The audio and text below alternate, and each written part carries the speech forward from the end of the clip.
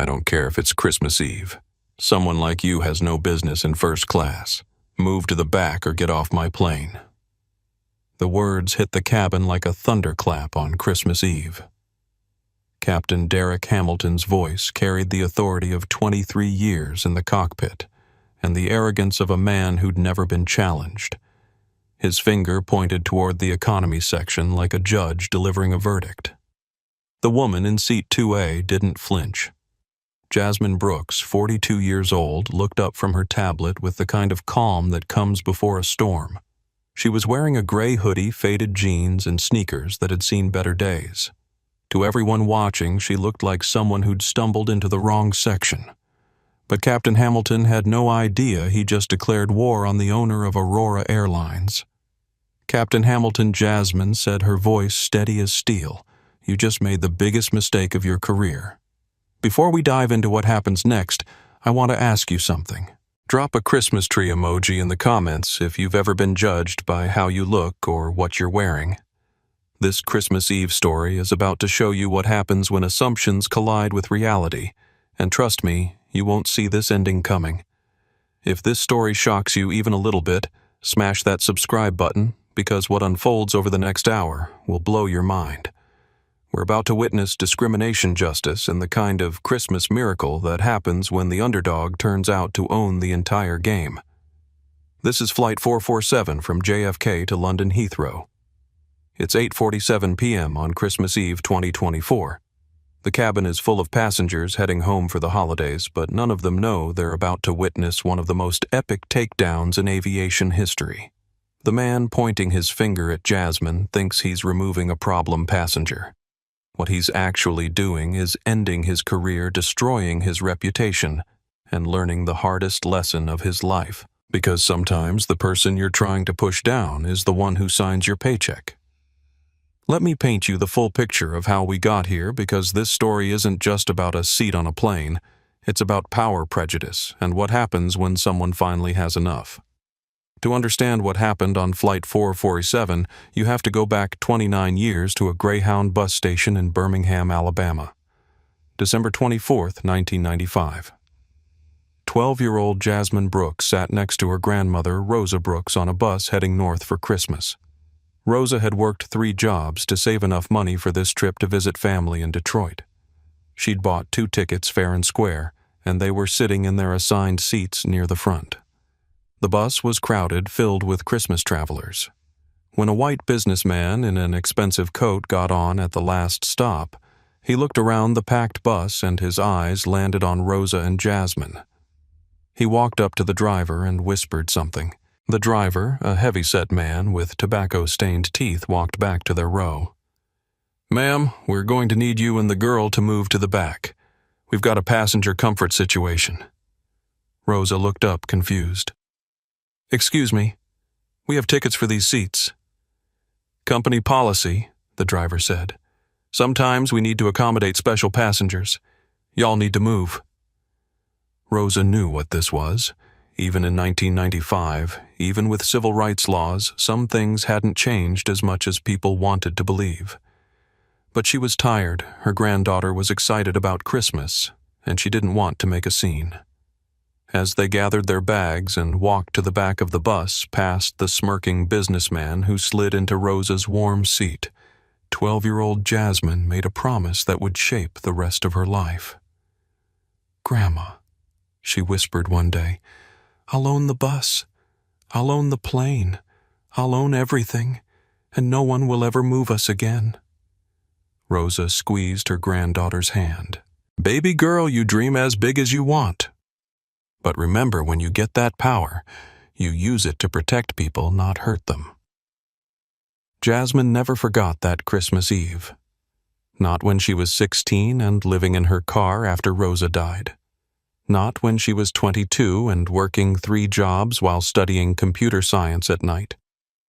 Not when she started her first tech company in a garage, or when she sold it for $50 million, or when she built her second company and sold it for $500 million. By 40, Jasmine Brooks was worth $8 billion. She owned tech companies, real estate empires, and investment funds. But she remembered every slight, every assumption, every time someone looked at her, and decided she didn't belong. 6 months ago, she'd quietly acquired Aurora Airlines. The company was struggling, hemorrhaging money, and rumored to have serious culture problems. Jasmine didn't buy it for the profit potential. She bought it because she'd received dozens of complaints about discrimination on Aurora flights. Complaints that mysteriously disappeared into corporate bureaucracy. The board thought they were selling to a consortium of investors. They had no idea their new owner was a black woman who planned to root out every trace of bias in their company. Jasmine had spent months going undercover taking Aurora flights, dressed casually, testing how crew members treated passengers who didn't fit their expectations. Flight 447 was supposed to be her final test. She'd specifically booked the Christmas Eve red-eye because holiday flights were stressful, and stress revealed people's true character. She wanted to see how Aurora's flagship crew treated a black woman in first class when they thought nobody important was watching. She got her answer faster than expected. The hoodie was intentional. The jeans were strategic. The lack of jewelry, the worn sneakers, the tired expression from actually working 16-hour days, running her companies. It all painted a picture that apparently didn't match Captain Hamilton's idea of who belonged in Seat 2A. What Hamilton didn't know was that Seat 2A was technically Jasmine's seat. Not just because she'd paid for it, but because she owned it. She owned every seat on the plane, every meal in the galley, every uniform in the crew lockers, and every stripe on Hamilton's shoulders. Jasmine had given Hamilton and his crew multiple chances to treat her with basic dignity. She'd shown her boarding pass, answered his questions politely, and even offered to show additional identification. But Hamilton's bias was stronger than his professionalism. Now, as she sat in the seat she legally owned while the captain of her own airline demanded she move to the back, Jasmine felt something shift inside her. This wasn't just about her anymore. It was about Rose's memory about every passenger who'd been treated like this before, and about making sure it never happened again. The little girl who'd been forced to the back of the bus was gone. In her place sat a billionaire with the power to change everything, and Captain Hamilton was about to learn that some passengers don't just fight back. Some passengers own the whole damn airline. Captain Derek Hamilton believed he was Aurora Airlines' most valuable asset, and for 23 years the company had done nothing to contradict that belief. At 48, Hamilton was everything Aurora's marketing department loved: silver-haired, square-jawed, and confident enough to look good in a uniform. He'd been the face of their Experience Excellence campaign for 5 years, appearing on billboards and commercials as the embodiment of professional aviation. Hamilton flew Aurora's most prestigious routes. He commanded their newest aircraft. He was invited to company events quoted in industry magazines and trusted with VIP passengers who specifically requested him as their captain. Management treated him like royalty because passengers loved the image of having a real pilot's pilot in the cockpit. But Hamilton's excellence had a dark side that Aurora's old leadership had chosen to ignore. The complaints started small. A passenger felt uncomfortable with how Hamilton had questioned their presence in first class. A flight attendant mentioned that the captain seemed to have different safety protocols depending on who was flying. Gate agents reported that Hamilton sometimes made comments about passengers who didn't look like his idea of Aurora's typical clientele. Each complaint was filed, investigated by supervisors who golfed with Hamilton on weekends and quietly dismissed as misunderstandings or personality conflicts. Hamilton was too valuable to lose over what management called communication style differences. The pattern was subtle but consistent. Hamilton had an uncanny ability to find regulation violations when certain passengers were involved. He'd suddenly discover weight distribution issues that required passenger relocations. He'd identify security concerns that demanded additional screening for travelers who didn't meet his unspoken standards. Hamilton never used overtly racial language. He was too smart for that. Instead, he talked about maintaining standards, preserving the Aurora experience, and ensuring passenger comfort. He'd built a vocabulary of coded discrimination that sounded professional, but achieved the same result people he didn't think belonged were made to feel unwelcome. Working Christmas Eve had put Hamilton in a particularly foul mood.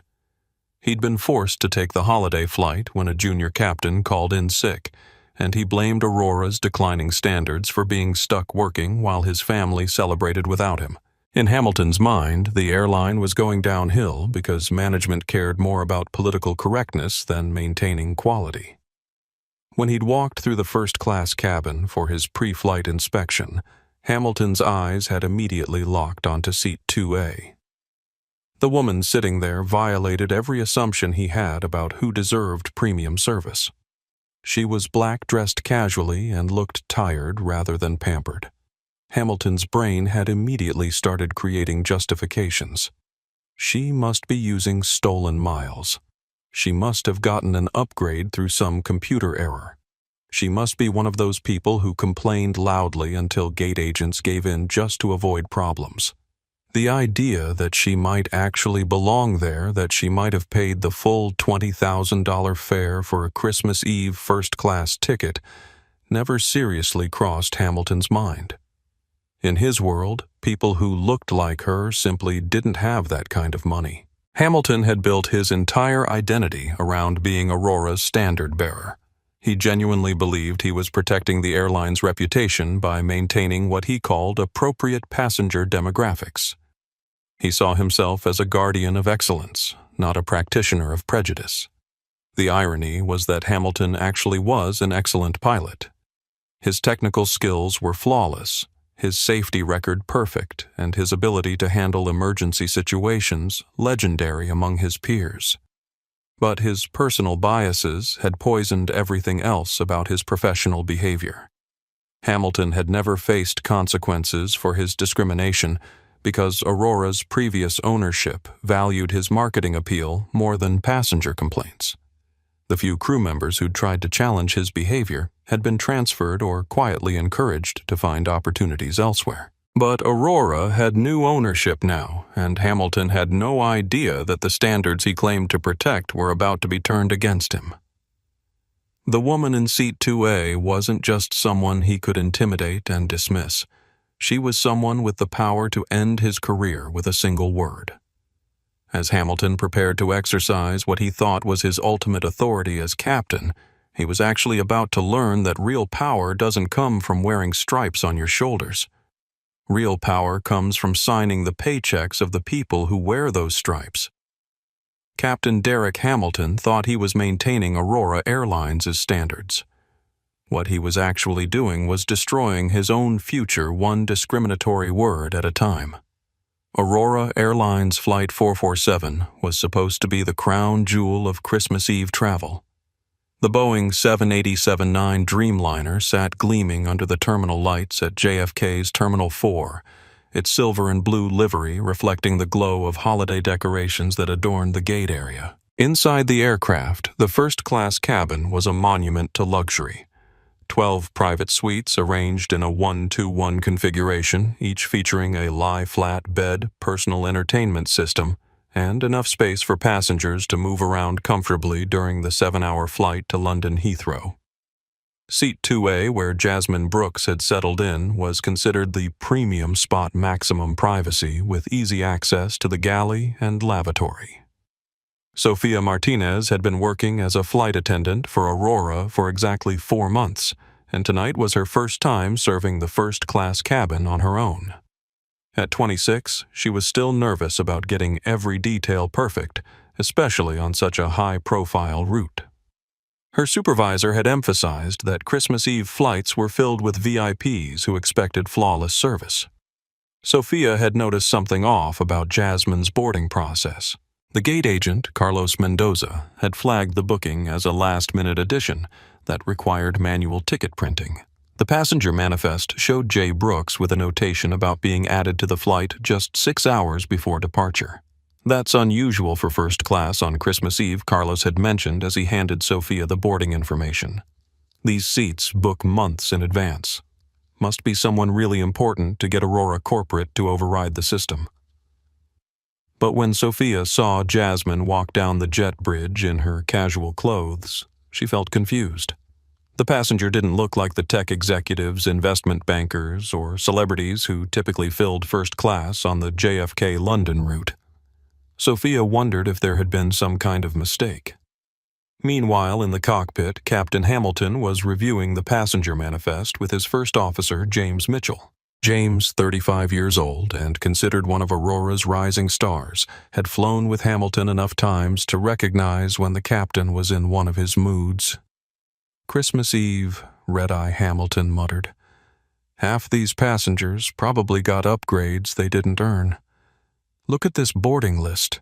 Half the names I don't recognize, and you know how gate agents cave to pressure during the holidays."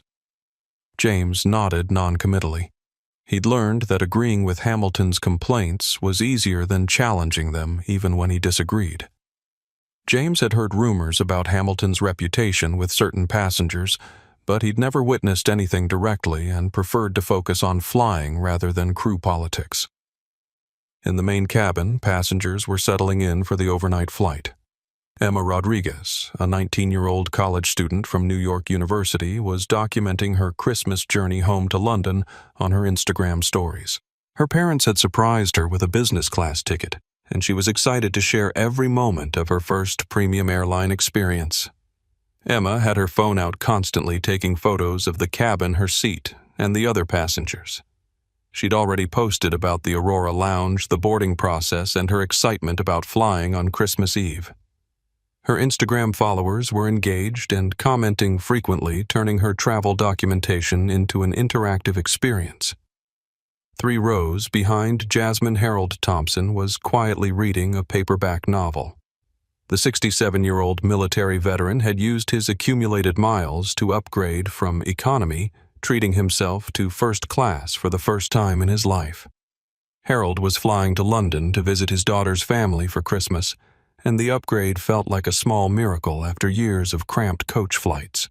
In seat 1F, Victoria Shaw was working on her laptop preparing for business meetings that would begin the day after Christmas. The 52-year-old executive had built her reputation on attention to detail and had already noticed the unusual tension surrounding Jasmine's boarding. Victoria's instincts told her something was developing, and she kept her phone nearby just in case. Preston Blackwood III occupied seat 3A, and he was already annoyed. The 28-year-old had expected to be upgraded to seat 2A, which he considered rightfully his due to his father's senatorial status. Preston had specifically requested the premium seat and was irritated to find it occupied by someone he deemed unworthy of the position. Preston had grown up believing that first-class travel was his birthright, and he'd never encountered a situation where his family name and connections didn't guarantee him the best of everything. Seeing Jasmine in what he considered his seat had sparked a sense of injustice that would soon escalate into something much worse. As the boarding process continued, Sophia found herself making multiple trips past Jasmine's seat. Each time she felt more uncertain about the situation. The passenger seemed perfectly polite and appropriate, but Sophia couldn't shake the feeling that Captain Hamilton would have opinions about the seating arrangement. Sophia had heard stories about Hamilton's attention to detail and his strong opinions about maintaining Aurora's image. She'd been warned by other flight attendants that the captain sometimes had concerns about passenger placement that he expected crew members to handle discreetly. At 8:30 p.m., 30 minutes before scheduled departure, Sophia noticed Captain Hamilton emerging from the cockpit for his customary pre-flight cabin inspection. She watched as his eyes swept the first-class section, mentally cataloging every detail that might fall short of his standards. When Hamilton's gaze landed on Jasmine, Sophia saw his expression change. The captain's jaw tightened. His eyes narrowed, and she recognized the look of someone who had found exactly what he was looking for, a problem to solve. Sophia felt her stomach tighten. In her 4 months with Aurora, she'd learned to recognize when situations were about to escalate beyond her control, and Captain Hamilton's body language was sending every warning signal she'd been trained to notice. The stage was set for a confrontation that would change multiple lives forever, and none of the passengers had any idea they were about to witness aviation history in the making. Captain Hamilton's polished leather shoes clicked against the cabin floor as he approached seat 2A with the measured stride of someone accustomed to commanding attention. The sound cut through the quiet conversations and rustling of passengers settling in, causing several heads to turn toward the unfolding drama. Jasmine sensed his presence before she saw him. She'd learned long ago to recognize when someone was approaching with hostile intent, and Hamilton's energy radiated disapproval from 20 feet away. She looked up from her tablet where she'd been reviewing the quarterly performance reports of Aurora Airlines, her own company. "Excuse me," Hamilton said, his voice carrying just enough authority to make nearby passengers pause their conversations. "I need to see your boarding pass." Jasmine studied him for a moment. She could see everything she needed to know in his expression, the automatic assumption that she didn't belong, the irritation at having to deal with what he clearly viewed as an irregularity, and the confidence that his authority would resolve the situation quickly. "Is there a problem?" Captain Jasmine asked, her voice calm and professional. "Just routine verification," Hamilton replied, though his tone suggested anything but routine. "We've had some issues with upgraded passengers this evening." Sophia Martinez watched from the galley, her hands trembling slightly as she arranged champagne glasses on a serving tray. She'd been dreading this moment since she first noticed Hamilton's reaction to Jasmine's presence. Sophia had seen this pattern before with other crew members, though never directed at a first-class passenger. Jasmine reached into her small purse and retrieved her boarding pass, extending it toward Hamilton with steady fingers. As he took the thermal paper slip, she noticed Emma Rodriguez quietly lifting her phone in their direction, the teenager's instincts sensing a moment worth capturing. Hamilton examined the boarding pass with theatrical suspicion, holding it up to the cabin lights, as if checking for watermarks on currency. His performance was designed to suggest fraud, while maintaining plausible deniability about his true motivations. This was issued just 6 hours ago, Hamilton announced loud enough for surrounding passengers to hear. That's highly unusual for a premium seat on Christmas Eve. These cabins book months in advance. "I had a last-minute schedule change," Jasmine replied evenly. "My assistant made the arrangements through Aurora's corporate booking system." Hamilton's eyes narrowed. The mention of corporate booking should have given him pause, but his bias was stronger than his caution. In his mind, people who looked like Jasmine didn't have assistants who could pull strings with Aurora's executives. "Corporate booking requires verification." Hamilton continued, his voice growing more authoritative. "We need to confirm your identity and payment method before takeoff." James Mitchell appeared at the cockpit door, drawn by the unusual sound of his captain conducting passenger interviews in the cabin. He could see the situation developing, but felt trapped between his duty to support his captain and his growing discomfort with Hamilton's behavior. Captain Hamilton Jasmine said, reading his name tag with deliberate slowness, "I've provided my boarding pass, which was issued by your own airline. Is there something specific you need that would justify this level of scrutiny?" Hamilton felt challenged by her calm confidence, and his response escalated accordingly. "Ma'am, I'm responsible for the safety and security of this aircraft. I have the authority to verify any passenger's documentation if I have concerns about irregularities." Emma Rodriguez was now openly filming her phone camera, capturing every word and gesture. Her Instagram live stream had attracted 50 viewers who were commenting rapidly about what they were witnessing. The engagement was unlike anything Emma had experienced, and she instinctively knew she was documenting something significant. Harold Thompson looked up from his book, his military background giving him a keen sense of when authority was being abused. He'd seen plenty of officers who used their rank to intimidate subordinates, and Hamilton's behavior triggered every one of his warning systems.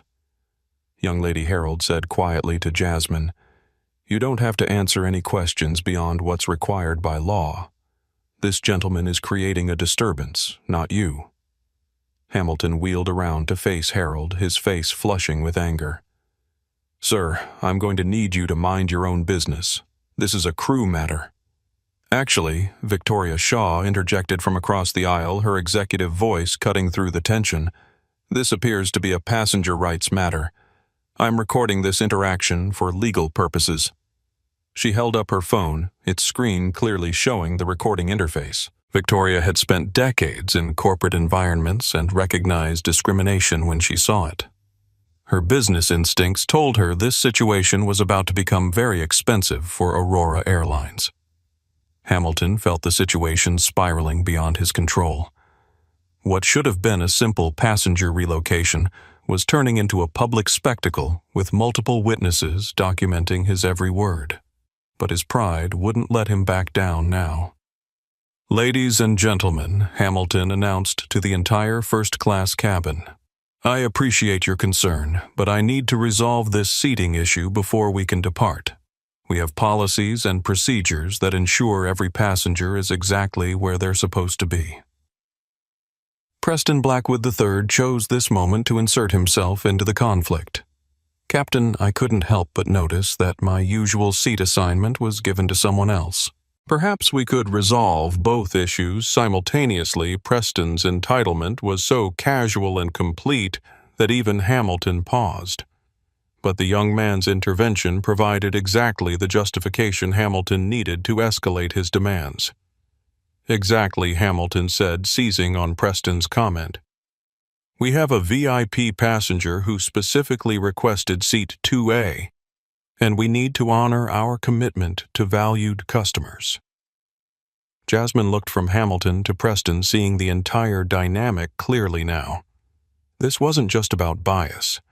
It was about a power structure that automatically prioritized some passengers over others based on assumptions about worth, background, and influence. "I see," Jasmine said quietly. "So, you're asking me to give up the seat I paid for so that someone you consider more deserving can have it instead?" "I'm asking you to work with us to resolve a scheduling conflict," Hamilton replied, though his words fooled no one who was paying attention. Sophia Martinez finally found her courage. "Captain Hamilton," she said, stepping forward from the galley, "I've reviewed the manifest. Ms. Brooks's reservation is completely valid. She paid the full fare 6 hours ago through proper channels." Hamilton turned on Sophia with fury that had been building throughout the confrontation. "Flight Attendant Martinez, you'll concern yourself with service duties and leave passenger verification to the cockpit crew." The threat in his voice was unmistakable, and Sophia visibly flinched. She was 26 years old, 4 months into her dream job, and being dressed down by Aurora's most senior captain in front of a cabin full of passengers. But Jasmine had seen enough. "Captain Hamilton," she said, her voice cutting through the tension like a blade. "You have exactly one chance to stop this behavior and return to the cockpit. What happens next depends entirely on your decision in the next 10 seconds. Hamilton stared at her, seeing something in her eyes that hadn't been there before. For the first time since the confrontation began, he felt a flicker of uncertainty. But his pride was stronger than his intuition, and pride was about to cost him everything. The first-class cabin of Flight 447 had transformed into an impromptu theater with 12 passengers now fully engaged in a drama none of them had expected to witness on Christmas Eve. What had begun as Captain Hamilton's private confrontation with Jasmine Brooks was rapidly becoming a public reckoning with consequences that would extend far beyond the aircraft. Emma Rodriguez's Instagram live stream had grown to over 200 viewers, with comments flooding in faster than she could read them. Her followers were tagging friends, sharing the stream to their own stories, and creating a viral moment that neither Emma nor Aurora Airlines could control. "This is insane," Emma whispered to her camera while keeping it trained on the confrontation.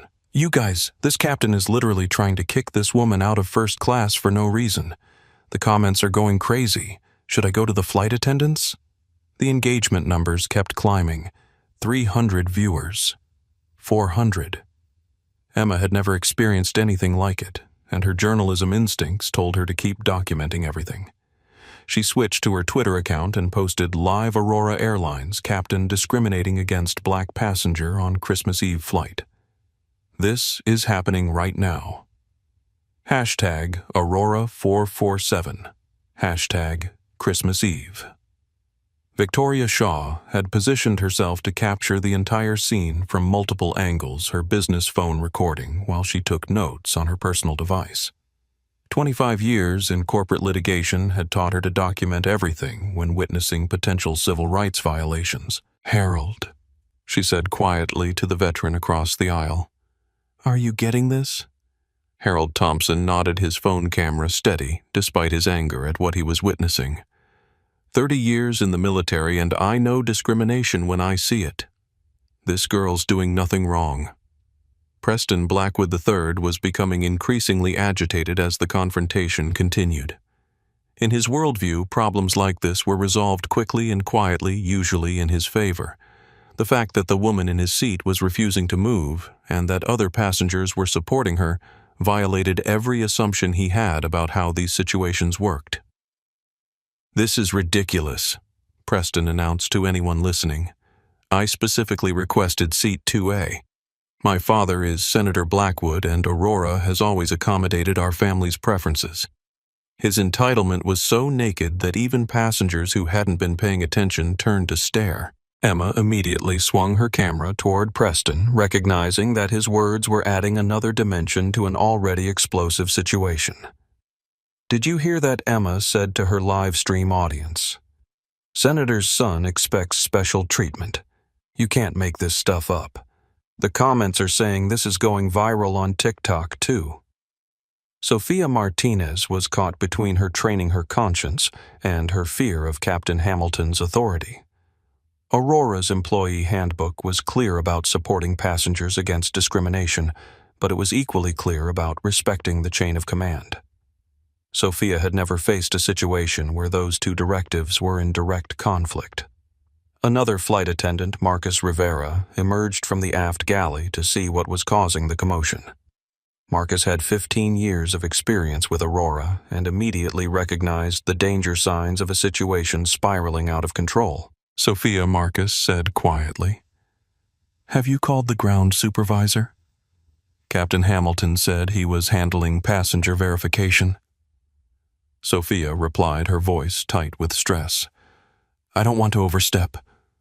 Marcus looked at the scene unfolding in the premium cabin and made a decision that would later be credited with preventing the situation from becoming even worse. "I'm calling David Park," Marcus said, referring to Aurora's executive liaison who handled VIP passenger issues. "This is beyond crew authority now." As Marcus moved to the front galley phone, James Mitchell was having his own crisis of conscience in the cockpit doorway. The first officer had remained silent during Hamilton's confrontation, but the involvement of multiple passengers and the obvious recording of the incident was forcing him to consider his own liability. James had heard rumors about Hamilton's behavior with certain passengers, but he'd never witnessed it directly.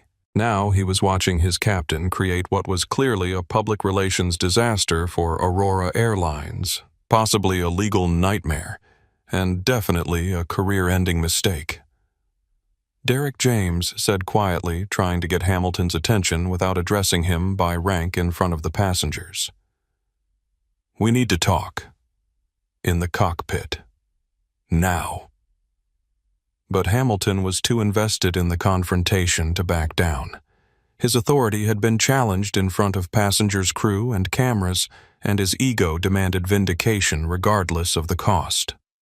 Harold Thompson stood up from his seat, his 6-foot frame and military bearing commanding immediate attention. "Captain," he said in the voice he'd once used to address subordinates who'd crossed the line, "I've served my country for 30 years, and I know what integrity looks like. What you're doing to this young woman has nothing to do with safety or security, and everything to do with bias." The weight of Harold's words hit the cabin like a physical force. Here was a white military veteran, the kind of passenger Hamilton typically treated with automatic respect, directly challenging the captain's behavior and motives. Victoria Shaw seized the moment to create an official record. "Captain Hamilton," she said in her clear executive voice. "I'm Victoria Shaw, Senior Litigation Counsel for Blackstone Enterprises. I'm formally notifying you that your conduct is being recorded by multiple passengers and appears to constitute discrimination based on race. Aurora Airlines should be aware that this incident is being documented for potential legal action. Emma's live stream audience had grown to over 800 viewers with the hashtag Aurora447 beginning to trend on Twitter. Comments were pouring in from viewers around the world who were watching a real-time discrimination incident unfold on Christmas Eve. The cabin had become a courtroom. Hamilton was on trial, and the jury of passengers and online viewers was reaching a unanimous verdict. But the defendant didn't realize the true identity of his victim, and the consequences were about to become far more severe than anyone aboard Flight 447 could imagine. Emma Rodriguez's hands trembled with adrenaline as she watched the numbers on her Instagram live stream climb past 1,000 viewers. Comments were flooding in so fast that the text became a blur of outrage, support, and demands for justice. She'd never experienced anything close to this level of engagement, and the responsibility of documenting what was clearly a historic moment felt overwhelming. "You guys, this is unreal," Emma whispered to her camera while keeping Captain Hamilton and Jasmine in frame. "We're at over 1,000 people watching live. Everyone's saying this needs to go viral. I'm seeing comments from people in Australia, the UK, everywhere. Hashtag Aurora447 is trending." On Twitter, Victoria Shaw's legal expertise was creating a parallel documentation thread that was gaining its own momentum. Her tweet thread began 112, currently witnessing discrimination on Aurora Airlines Flight 447. Captain ordering black passenger to leave first-class seat she paid for. Recording everything for legal purposes. This is what bias looks like in real time. Hashtag Aurora447. Hashtag Christmas Eve. Each subsequent tweet detailed another aspect of Hamilton's behavior. Preston's entitlement, and Jasmine's calm professionalism under pressure. Victoria's followers, primarily executives and legal professionals, were retweeting rapidly and adding their own commentary about corporate liability and civil rights violations. Harold Thompson, despite being 67 years old, was surprisingly social media savvy. His Facebook post was being shared across veteran groups and military networks. Watching a disgraceful display of discrimination on Aurora Airlines. Black woman being harassed by white captain for no reason other than bias. This is not the America I served to protect. Share this everywhere. The hashtags were multiplying organically. Christmas Eve shame had started trending alongside Aurora 447. Pilot bias was gaining traction. Justice for Jasmine appeared, even though most viewers still didn't know her name. Marcus Rivera had reached David Park at Aurora's executive offices, and the phone conversation was becoming increasingly urgent. "David, you need to understand," Marcus said quietly from the galley phone. "This is being live-streamed. We're looking at thousands of people watching our captain discriminate against a first-class passenger. The hashtags are already trending." David Park felt his stomach drop. As Aurora's crisis management executive, he'd dealt with plenty of passenger complaints and crew incidents, but he'd never faced a situation that was going viral in real time.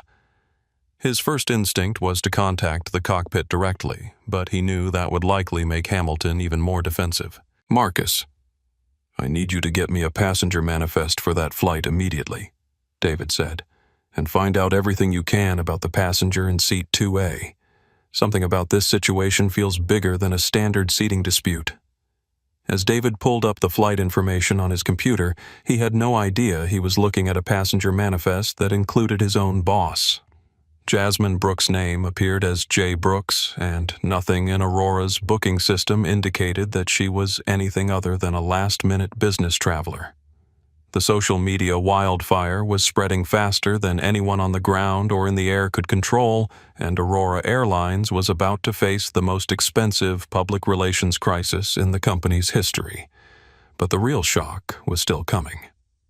Captain Derek Hamilton felt the walls closing in around him, but instead of retreating, his pride pushed him deeper into the confrontation. The presence of cameras, The support Jasmine was receiving from other passengers and the obvious tension among his crew should have warned him to de-escalate. Instead, Hamilton saw challenges to his authority that demanded an even stronger response. "Ladies and gentlemen," Hamilton announced to the entire first-class cabin, his voice carrying the authoritative tone he'd perfected over 2 decades of commanding aircraft. "I apologize for this disruption to your Christmas Eve travel. We're dealing with a passenger verification issue that needs to be resolved before departure." He turned back to Jasmine, his eyes cold with determination. "Ma'am, I'm going to give you one final opportunity to resolve this situation cooperatively. You can move voluntarily to seat 47E in our economy section, or I will call Port Authority Police to remove you from this aircraft." The ultimatum hung in the air like a death sentence. Every passenger in first class understood they were witnessing something extraordinary. This wasn't a simple seating dispute anymore. This was a moment that would define careers, change lives, and possibly reshape how airlines treated their customers. Jasmine looked up at Hamilton with the kind of calm that comes from absolute certainty about one's position. She had spent months preparing for exactly this moment, though she'd hoped it would never come. The test had worked too well. Hamilton wasn't just showing bias. He was demonstrating the kind of flagrant discrimination that would require the harshest possible response. Captain Hamilton Jasmine said, her voice steady and clear enough for every recording device to capture, "I will move to seat 47E. But before I do, I want you to understand something very clearly. You should know that I'm recording this conversation for the Aurora Airlines Board of Directors." Hamilton scoffed his arrogance, preventing him from recognizing the warning in her words. "Ma'am, you can record whatever you want. The board supports its captains when we maintain proper standards and passenger safety." Emma Rodriguez's live stream had reached 500 viewers, and the comments section was exploding with outrage. Viewers were demanding she get Jasmine's name, posting links to Aurora's customer service numbers and organizing boycotts in real time. The hashtag Aurora447 was now trending nationally. Preston Blackwood III chose this moment to make his position clear, speaking loudly enough to ensure the cameras captured his words. "Captain, I appreciate you handling this situation professionally. Some people think they can game the system, but Aurora has standards for a reason." His casual endorsement of Hamilton's discrimination was so blatant that even passengers who hadn't been paying attention turned to stare. Preston's sense of entitlement was absolute, and he genuinely believed he was supporting proper order by backing Hamilton's actions. Victoria Shaw immediately captured Preston's statement on her legal recording, recognizing that his words provided crucial evidence of the discriminatory motivation behind Hamilton's demands. In litigation, having a witness explicitly state that certain people didn't deserve equal treatment was prosecutorial gold. Harold Thompson stood up again, his military bearing commanding attention throughout the cabin. "Captain Hamilton," he said in a voice that had once led troops into combat, "I've watched you target this woman for 15 minutes, and you haven't given a single legitimate reason for removing her. What you're doing is wrong, and everyone here knows it." Hamilton wheeled around to face Harold, his face flushing with anger at being challenged by someone he'd expected to support him automatically. "Sir, you're out of line. I'm the captain of this aircraft, and my authority is absolute when it comes to passenger safety." "This isn't about safety," Harold shot back. "This is about bias, and you're destroying your career and Aurora's reputation because you can't see past your own prejudices." Sophia Martinez was watching the confrontation with growing horror. In 4 months with Aurora, she'd been taught that customer service was paramount, and that crew members should de-escalate conflicts, not create them. Hamilton's behavior violated everything she'd learned about professional aviation service. Marcus Rivera had finished his call with David Park and was now standing near the cockpit trying to catch James Mitchell's attention.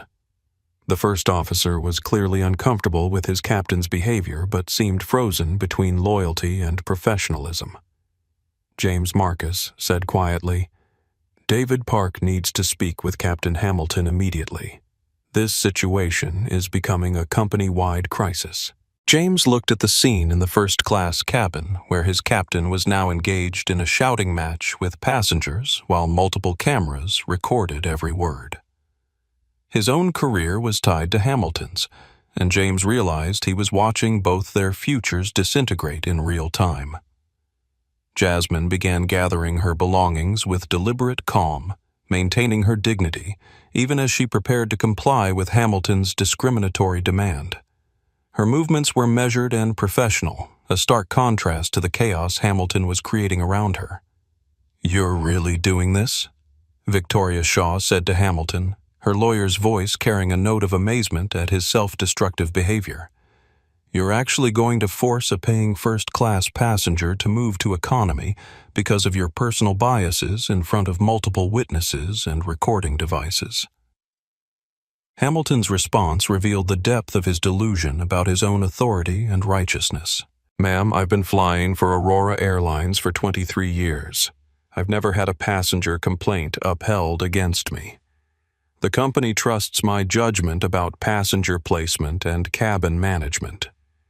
What Hamilton didn't know was that his complaint record had been artificially clean because Aurora's previous management had buried reports rather than addressed them. The new ownership had different standards, and those buried complaints were about to surface with devastating effect. Emma's livestream chat had become a coordinating center for social media activism. Viewers were posting Aurora's corporate contact information, organizing Twitter campaigns, and sharing the stream to Facebook, TikTok, and Reddit. The incident was spreading across every major social platform simultaneously.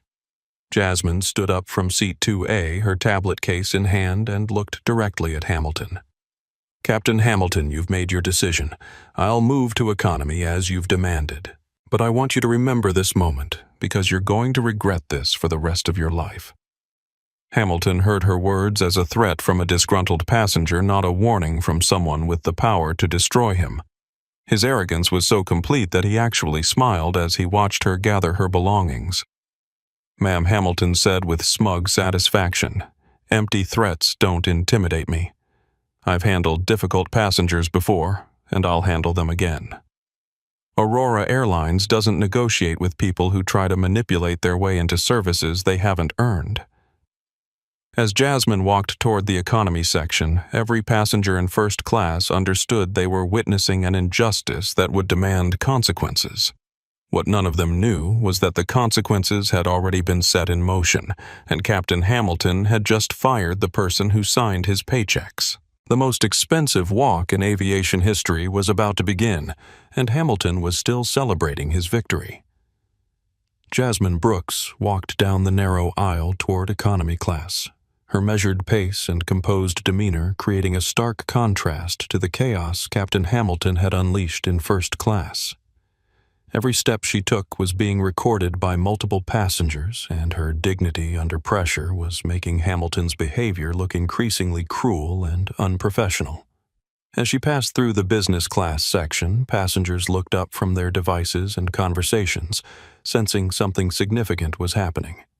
The flight attendants stationed in business class watched with confusion as a first-class passenger carrying expensive luggage walked toward the back of the plane, followed by the obvious tension radiating from the premium cabin. Seat 47E was exactly what Hamilton had intended a punishment. Middle seat in the last row of economy, between a crying infant and a passenger who had clearly been drinking heavily in the airport lounge. The seat back was broken, stuck in an upright position that would make sleeping impossible during the 7-hour flight. Jasmine surveyed her new accommodations without complaint. She'd sat in worse seats during her undercover testing of Aurora's service standards, and this particular humiliation was providing exactly the evidence she needed to justify the reforms she'd been planning. Emma Rodriguez had followed Jasmine's progress with her live stream, and her audience had grown to over 5,000 viewers. The comments section was now a torrent of outrage, legal advice, and demands for justice that Emma couldn't keep up with reading. "This is unbelievable," Emma whispered to her camera while filming Jasmine's dignified settlement into the uncomfortable seat. "They've moved her to literally the worst seat on the plane. The baby next to her is screaming, and I can smell alcohol from here. This is so obviously retaliation." Back in first class, Hamilton was basking in what he believed was a successful assertion of his authority.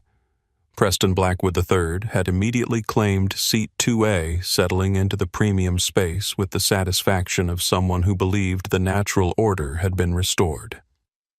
"Thank you," Captain Preston said loud enough for the remaining passengers and cameras to hear. "It's refreshing to see professional standards maintained. Too many airlines cave to pressure these days." Preston's casual cruelty was so complete that even Hamilton looked momentarily uncomfortable. But the captain's ego was too invested in the confrontation to acknowledge that his ally's words revealed the discriminatory nature of his own actions. Victoria Shaw was furiously typing legal notes into her phone while continuing to record the aftermath. Her litigation experience told her that Aurora Airlines had just created liability that could reach into tens of millions of dollars, and the evidence was being captured from multiple angles by multiple witnesses. Harold Thompson remained standing, his military posture radiating disapproval as he watched Preston enjoy the fruits of Hamilton's discrimination. Captain Harold said in a voice that carried moral authority, "I hope you understand what you've just done to that woman and to your own company." Hamilton was still too high on his perceived victory to recognize the danger in Harold's words. "Sir, I've maintained proper passenger placement and cabin standards. Aurora Airlines will support my decision." Meanwhile, in Aurora's Crisis Management Center, David Park was frantically trying to understand the scope of the social media disaster that was unfolding in real time. The hashtags Aurora447 and Christmas Eve Shame were trending nationally with thousands of posts demanding accountability and threatening boycotts. David's assistant burst into his office carrying printouts of the most viral social media posts. "Mr. Park, this is exploding across every platform. We're getting tagged in posts from celebrities, politicians, and civil rights organizations. The live stream has hit 10,000 viewers." David felt sick as he realized the magnitude of the crisis. "Get me the passenger manifest for Flight 447 immediately, and find out everything we can about the passenger in Seat 2A. I need to understand why Captain Hamilton targeted her specifically." As David's team pulled up the booking information, they saw J. Brooks listed with a corporate booking code that required special clearance. David's blood ran cold as he realized what that booking code meant. "Oh my God," David whispered as the full scope of the disaster became clear. J. Brooks, Jasmine Brooks. Hamilton just discriminated against the owner of Aurora Airlines. Back on the aircraft, Jasmine was making a phone call that would change everything. In the privacy of economy class, surrounded by passengers who had no idea who she was, she dialed a number that connected directly to Aurora's board of directors. "David," she said, when Park answered his emergency line, "it's happening again. Flight 447. My test worked too well." David Park's voice was tight with panic. "Ms. Brooks, I'm so sorry. We're tracking the social media coverage. I had no idea you were on that flight. I'm going to call Captain Hamilton immediately." "No," Jasmine said calmly. "Let this play out. I want to see how far he'll go when he thinks nobody important is watching. This is exactly the evidence I needed to justify the changes we discussed." David understood immediately. Aurora's new owner had been planning comprehensive reforms to address the discrimination complaints that had been buried by previous management. Hamilton's behavior was providing the justification for those reforms in the most public way possible. "Ma'am," David said, "the social media coverage is massive. This is going to be national news by morning. Are you sure you want to let this continue, David?" Jasmine replied, "I've been preparing for this moment since I was 12 years old. Hamilton doesn't know it yet, but he just declared war on someone who owns the battlefield."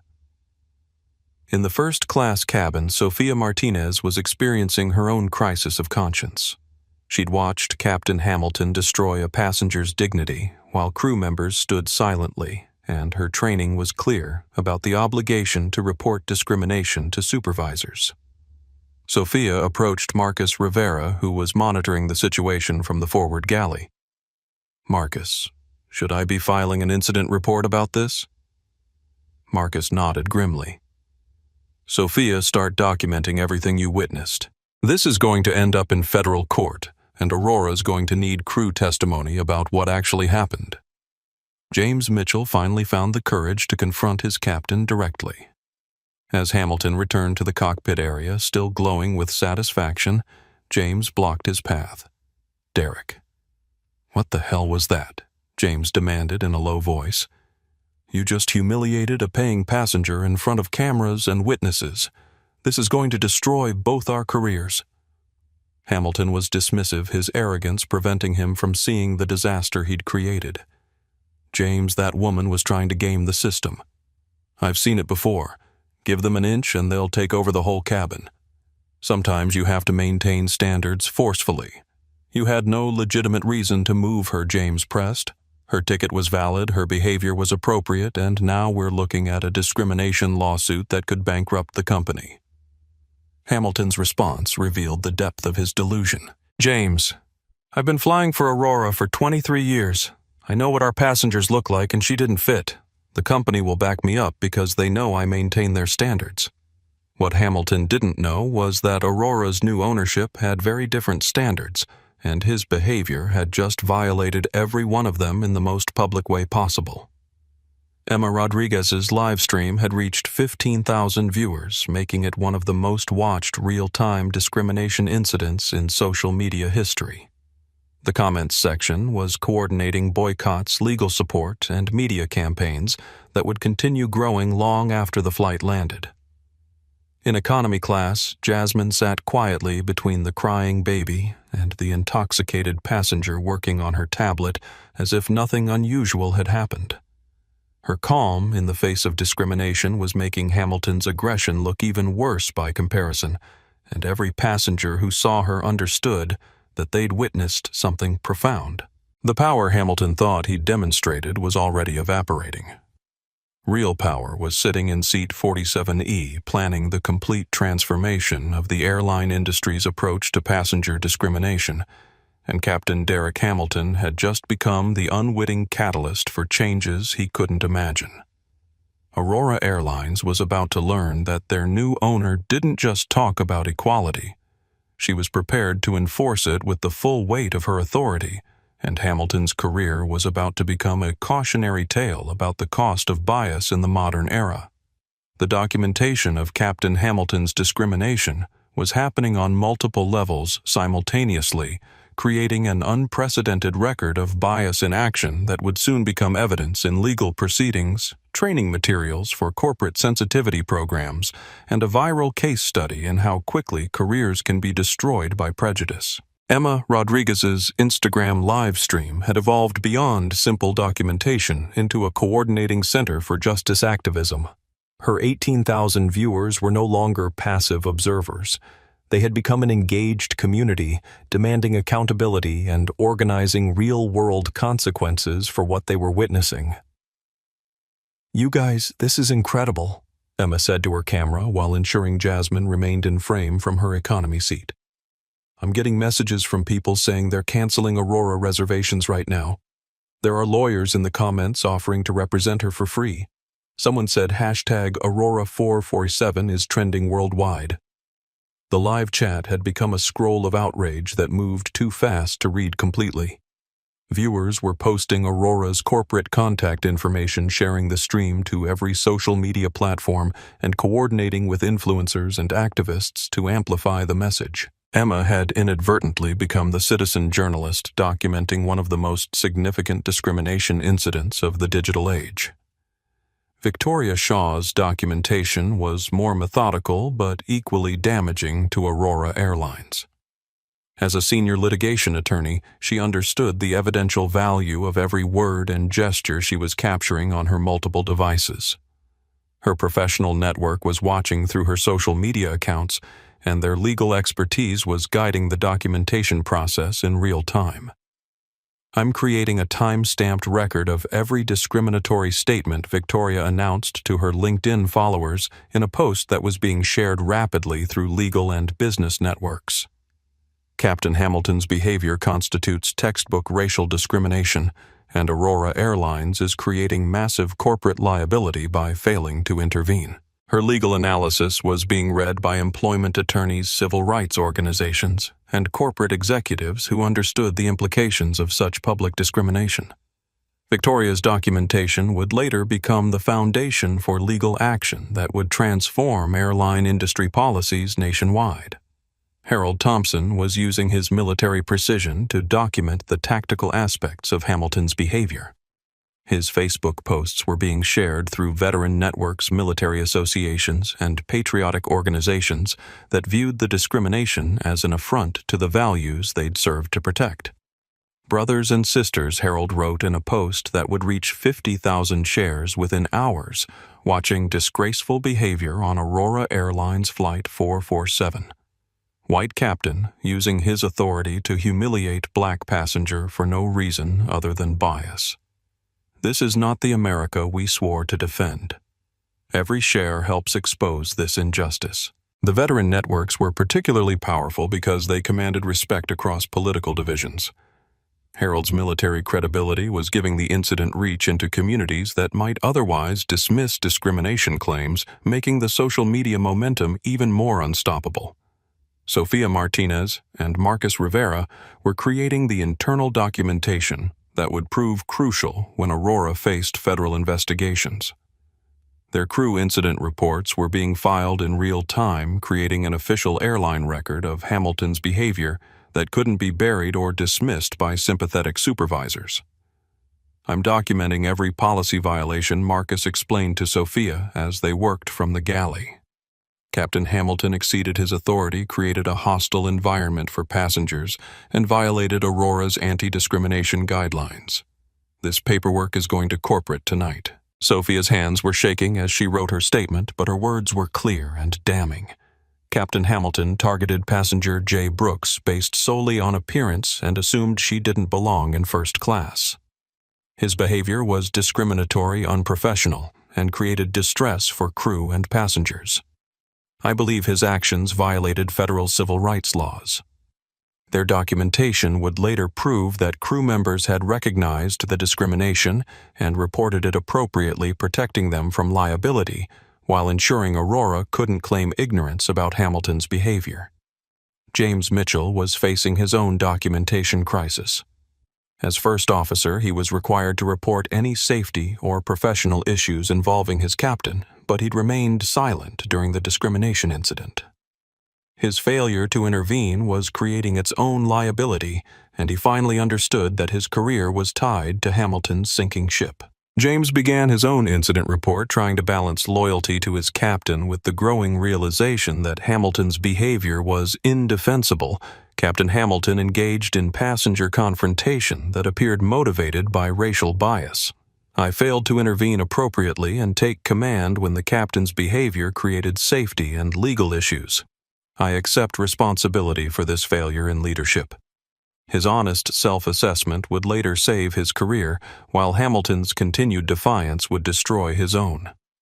Preston Blackwood III was creating his own documentation problem through his social media activity.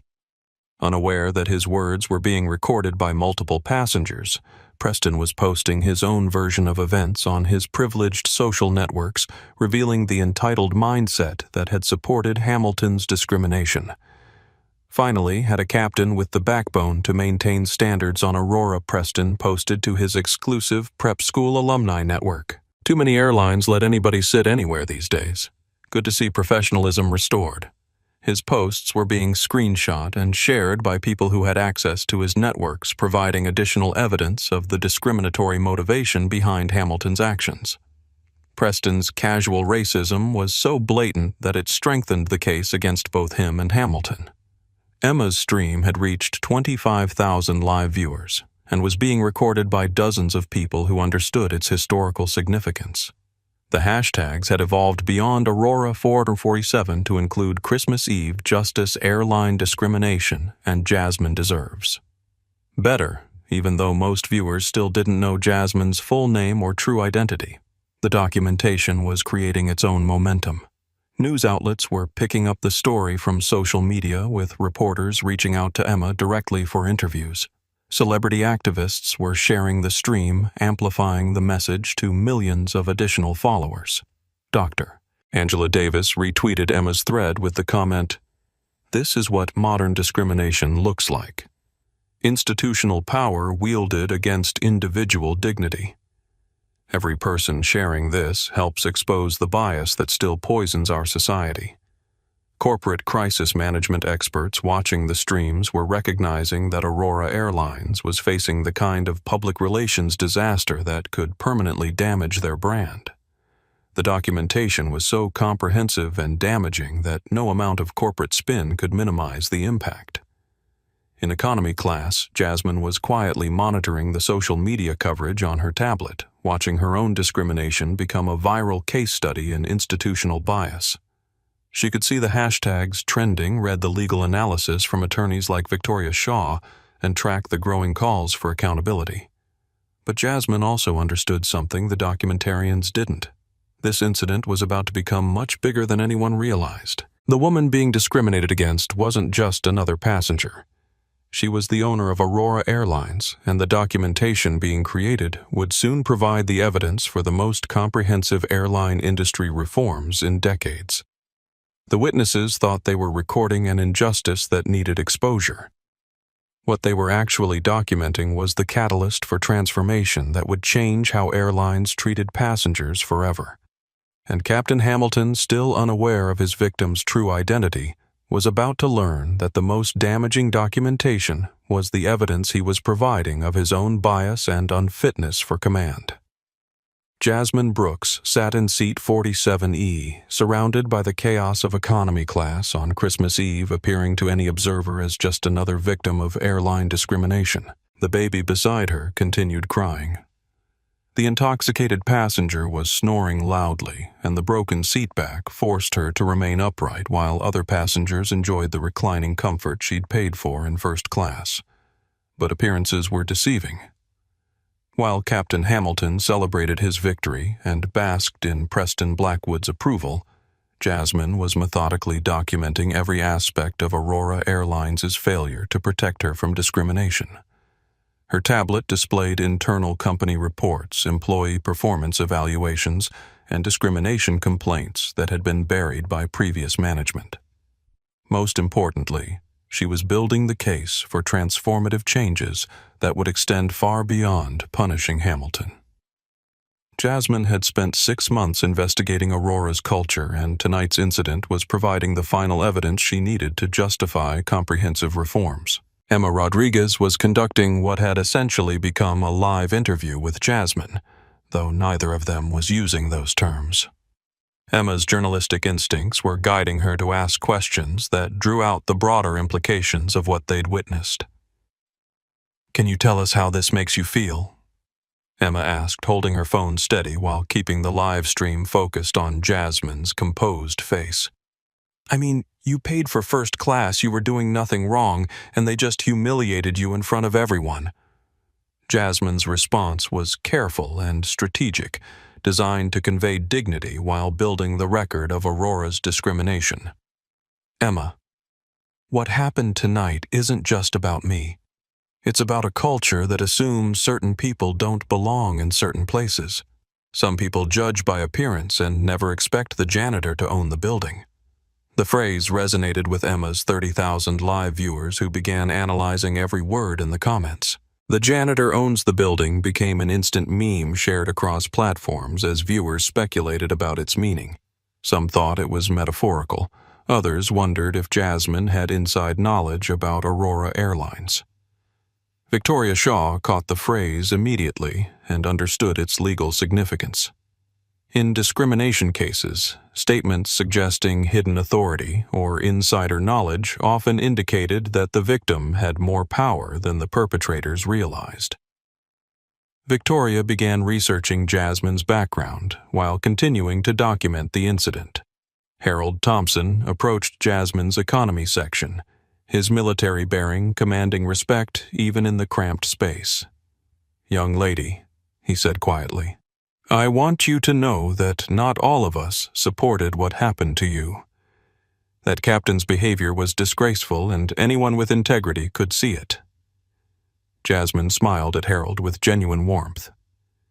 "Thank you for speaking up. It takes courage to challenge authority when you see injustice, especially when other people are staying silent." Harold nodded, but something in Jasmine's demeanor struck him as unusual. She was calm in a way that suggested confidence rather than resignation, and her language was more sophisticated than he'd expected from someone who appeared to be traveling alone without apparent wealth or status. "Can I ask?" Harold said carefully. "Are you in a position to do something about this? Because what happened to you was wrong, and that captain needs to face consequences." Jasmine's response was measured but carried an undertone that made Harold pay closer attention. "Mr. Thompson, I believe everyone faces consequences for their actions eventually. Sometimes it just takes longer than we'd like." Back in first class, Preston Blackwood was posting updates to his social media networks, unaware that his privileged perspective was providing additional evidence of the discrimination he'd supported. His Instagram story included a photo from seat 2A with the caption, "Finally got my usual seat back. Sometimes you have to let airline staff do their job instead of caving to every complaint." Preston's posts were being screenshot and shared by people who had access to his social networks, adding another layer of documentation to an already comprehensive record of discrimination. His casual entitlement was so blatant that it was strengthening the case against Aurora Airlines. Sophia Martinez was struggling with her own conscience as she served the first-class passengers who had witnessed Hamilton's discrimination. She'd been trained to provide exceptional service, but serving Preston in the seat he'd obtained through discriminatory means felt like participating in the injustice. Marcus Rivera recognized Sophia's distress and pulled her aside for a conversation that would later prove crucial to Aurora's internal investigation. "Sophia, you did the right thing by speaking up.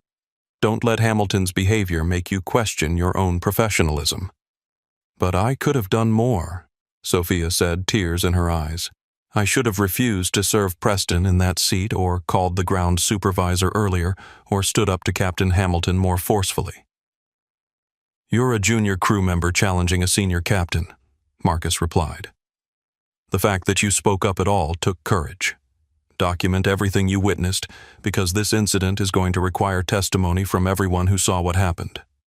Their conversation was overheard by Victoria Shaw, who understood the value of crew testimony in discrimination cases. She approached Sophia discreetly and handed her a business card. "Sophia, I'm an attorney, and what you witnessed tonight was clear discrimination. If anyone tries to retaliate against you for speaking up, you call me immediately. Your testimony is going to be crucial for ensuring justice." Sophia looked at the card with surprise.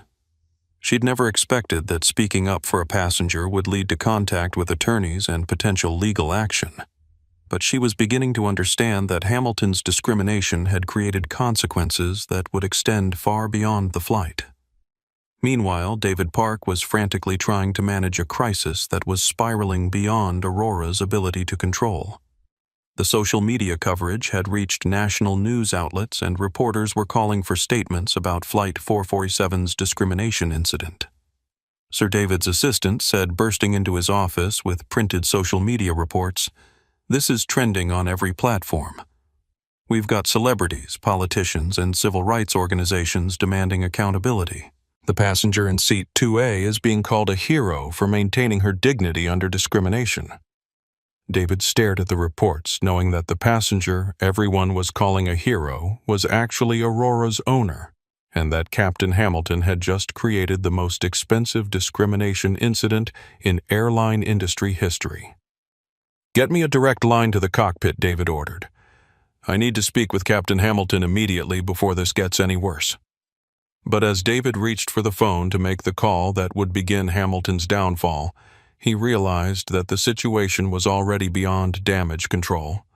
The evidence was documented, the witnesses were aligned, and the victim was the one person who had absolute authority to ensure that consequences would be swift and permanent. Aurora Airlines was about to face a reckoning that would transform the industry's approach to passenger discrimination, and Captain Derek Hamilton had unknowingly provided the catalyst for changes he could never have imagined. The setup was complete. The documentation was comprehensive. The witnesses were ready. And the victim was about to reveal that she had the power to turn Hamilton's moment of perceived triumph into the greatest professional disaster of his life. The phone in Aurora Flight 447's cockpit rang with an urgency that cut through the post-departure routine. Captain Derek Hamilton, still basking in what he believed was his successful assertion of authority, glanced at the caller ID and saw Aurora Airlines Executive Operations. His first instinct was to ignore the call, assuming it was routine administrative business that could wait until after takeoff. But the phone kept ringing with the insistence of someone who wouldn't be ignored. James Mitchell, his first officer, looked at Hamilton with growing concern. Executive Operations didn't typically call aircraft during departure sequences unless something was seriously wrong. Captain James said quietly, "That's the fourth ring. Executive Operations protocol says we have to answer urgent calls during passenger-related incidents." Hamilton's jaw tightened as he realized that his passenger confrontation might have triggered corporate attention. He'd been confident that Aurora's management would support his decision to maintain cabin standards, but the persistent ringing suggested a level of concern he hadn't anticipated. Captain Hamilton speaking. He answered, his voice carrying the authority of someone who expected corporate backing for his actions. "Derek, this is David Park from Executive Crisis Management. We need to talk immediately about the passenger situation on your flight." Hamilton's confidence faltered slightly. David Park wasn't just any Aurora executive. He was the company's chief crisis manager, called in only when situations threatened corporate liability or public relations disasters. David Fursh handled a passenger verification issue according to standard protocols. Hamilton replied defensive but still confident. "We had someone in first class who didn't meet verification standards, and I relocated her to appropriate seating." There was a pause on the line that lasted long enough for Hamilton to wonder if the connection had been lost. When David spoke again, his voice carried a tension that made James Mitchell look up from his pre-flight checklist. "Derek." David said carefully, "Please tell me you didn't just force a passenger to move from first class based solely on your personal assessment of whether she belonged there." "I used my professional judgment about passenger placement," Hamilton replied, his defensive tone growing stronger. "The passenger in question didn't fit Aurora's first-class demographic, and we had a legitimate VIP requesting that seat." Another pause longer this time. James could hear David's heavy breathing through the cockpit speakers, and the first officer began to realize that his captain might have made a catastrophic mistake. "Derek," David continued, his voice tight with barely controlled panic. "Are we talking about the passenger in seat 2A, the one who was moved to economy?" "That's correct," Hamilton said, his certainty beginning to waver as he detected something ominous in David's tone. "J. Brooks, last-minute addition to the manifest with questionable verification." The silence that followed was so complete that Hamilton wondered if the phone had died. When David finally spoke, his words hit the cockpit like a physical blow. "Derek, please tell me you didn't just discriminate against Jasmine Brooks." Hamilton felt something cold settle in his stomach, but he didn't understand why the passenger's full name would matter to Aurora's crisis management team. "I handled a passenger verification issue," Hamilton repeated, though his voice now carried a note of uncertainty. "Who is Jasmine Brooks?" David Park's response would replay in Hamilton's mind for the rest of his life. "Derek Jasmine Brooks is the owner of Aurora Airlines. You just humiliated your boss in front of 30,000 people who are watching this live on social media." The words hit Hamilton like a decompression event. His vision tunneled, his hearing became muffled, and for a moment he couldn't process what he'd just heard. The confident captain who had asserted his authority over a passenger he deemed unworthy was suddenly face to face with the reality that he'd just destroyed his career by discriminating against the woman who signed his paychecks. "That's impossible," Hamilton said, though his voice had lost all its authority. She was dressed casually. She didn't look like what Derek David's voice carried the weight of someone documenting evidence for what was clearly going to be a termination hearing. "What exactly does the owner of Aurora Airlines look like?" James Mitchell was staring at his captain with growing horror as the implications became clear. He'd watched Hamilton discriminate against a passenger based on racial bias, and that passenger was apparently their employer. James began to understand that his own career was tied to Hamilton's catastrophic mistake. "David Hamilton," said, his voice now pleading, "if this is true, it was a misunderstanding. I was trying to maintain Aurora's standards. I had no idea who she was."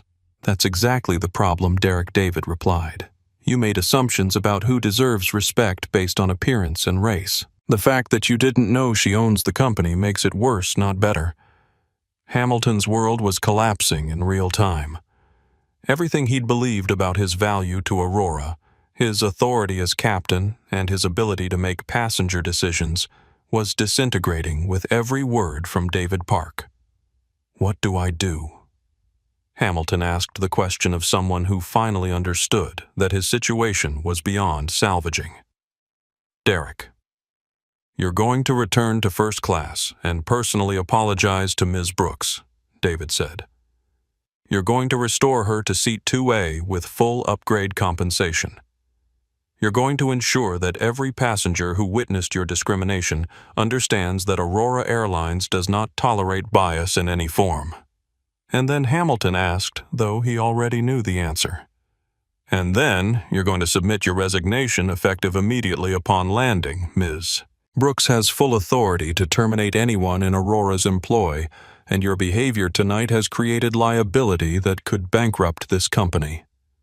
Hamilton looked around the cockpit that had been his domain for 23 years, realizing that he was about to lose everything because he couldn't see past his own prejudices. His career, his reputation, his pension, and his future were all forfeit because he'd assumed that a black woman in casual clothes didn't deserve the same respect he automatically gave to white passengers. James Hamilton said to his first officer, "You'll need to take command. I have to go fix the biggest mistake of my life." But as Hamilton prepared to face the consequences of his discrimination, he didn't yet understand that the biggest mistake wasn't just discriminating against a passenger. The biggest mistake was discriminating against someone who had spent her entire life fighting bias and now had the power to ensure that his behavior would never be repeated by anyone in the airline industry. Captain Derek Hamilton was about to learn that some apologies come too late, and some consequences are permanent. The walk from economy back to first class was the longest in Captain Derek Hamilton's 23-year career. Every step felt like a march toward his own execution, and the passengers who had witnessed his discrimination watched his return with a mixture of anticipation and judgment that made his uniform feel like it weighed 1,000 pounds. Emma Rodriguez's live stream had reached 40,000 viewers, and the comment section was exploding with speculation about why the captain was returning to the scene of his discriminatory behavior. The hashtag Aurora447 was trending globally now, with news outlets picking up the story and celebrities beginning to share the stream. "You guys, something big is happening," Emma whispered to her camera as she followed Hamilton's progress from economy back to first class. "The captain just got a phone call, and now he's walking back to where everything started. His face is completely white. I think he found out something that changed everything. Victoria Shaw was positioned perfectly to capture Hamilton's return, and her legal instincts told her that whatever was about to happen would be the climax of the most documented discrimination case in airline industry history." Her phone was recording while she typed legal observations for her social media followers. "Legal update: Aurora captain returning to first class after phone call from corporate." His body language suggests he's learned something that fundamentally changed his understanding of the situation. This is typically when discrimination cases become truly expensive for companies. Harold Thompson watched Hamilton's approach with the satisfaction of someone who had served long enough to recognize when authority figures were about to face consequences for their actions. The veteran's military experience had taught him to identify moments when power structures were about to shift dramatically. Hamilton stopped at seat 47E, where Jasmine was still sitting calmly between the crying baby and intoxicated passenger working on her tablet, as if nothing unusual had happened. Her composure in the face of discrimination had made Hamilton's aggression look even worse throughout the entire incident. Ms. Brooks Hamilton said, his voice stripped of the authority it had carried earlier. "I need to speak with you." Jasmine looked up from her tablet with the same calm expression she'd maintained throughout the evening. "Of course, Captain Hamilton. What can I do for you?" The irony of Hamilton asking what she could do for him after spending an hour telling her what she needed to do for him wasn't lost on the passengers who were recording every word. "Ma'am, I've been informed that there was a misunderstanding about your status with Aurora Airlines." Hamilton said the words coming out like he was choking on them. "I need to ask you to return to seat 2A in first class." Emma's livestream audience was going wild in the comments. Viewers were speculating about who Jasmine really was, why the captain's attitude had changed completely, and what kind of phone call could transform a discrimination situation so dramatically. Jasmine closed her tablet and looked at Hamilton with an expression that was perfectly neutral but somehow managed to convey complete control over the situation. "Captain Hamilton, I appreciate the invitation, but I'm comfortable here. Seat 47E has given me a very educational perspective on Aurora's service standards." Hamilton felt sweat beading on his forehead as he realized that Jasmine wasn't going to make this easy for him.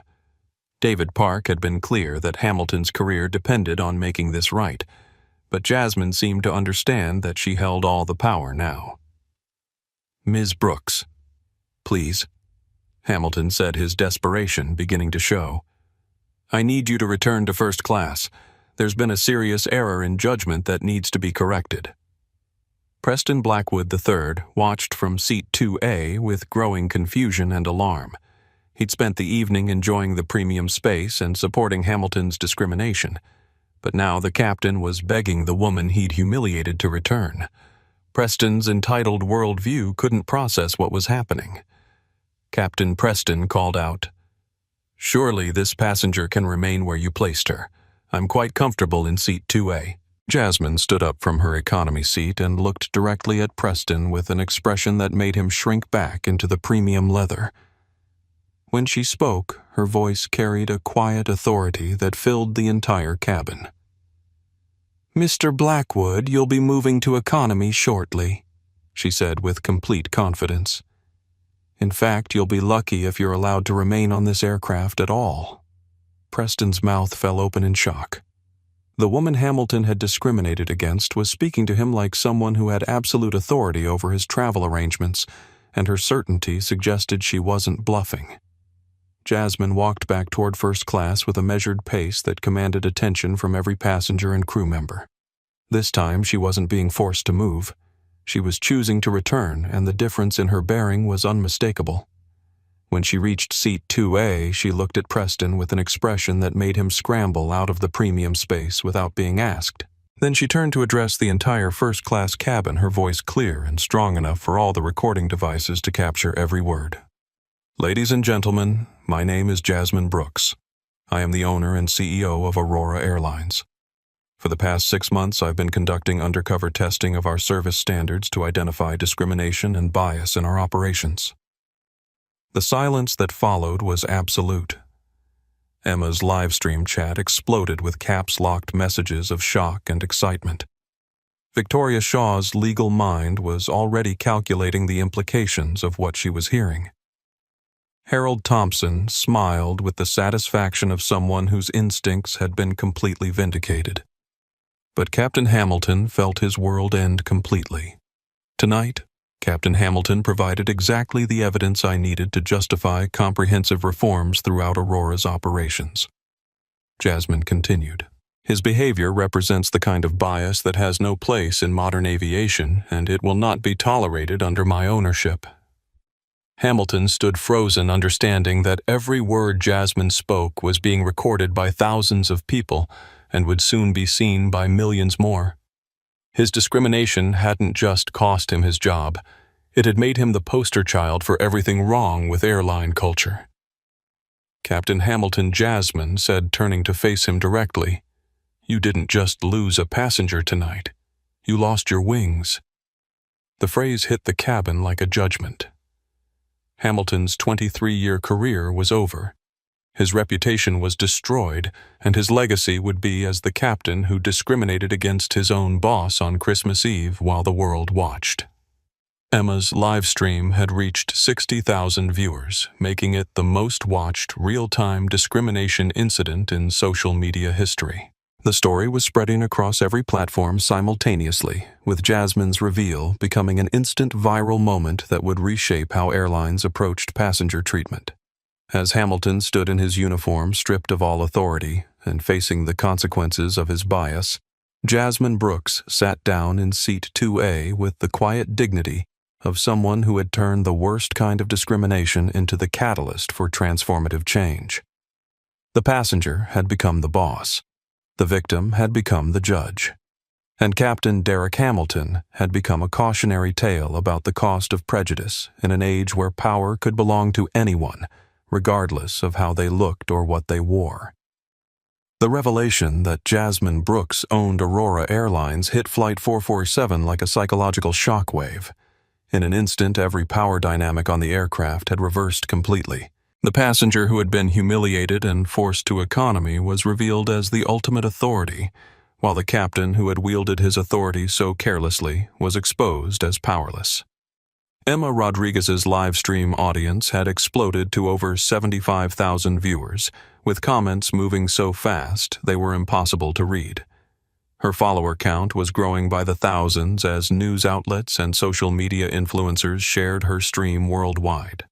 Emma had accidentally become the citizen journalist who documented one of the most significant reversals of power in aviation history.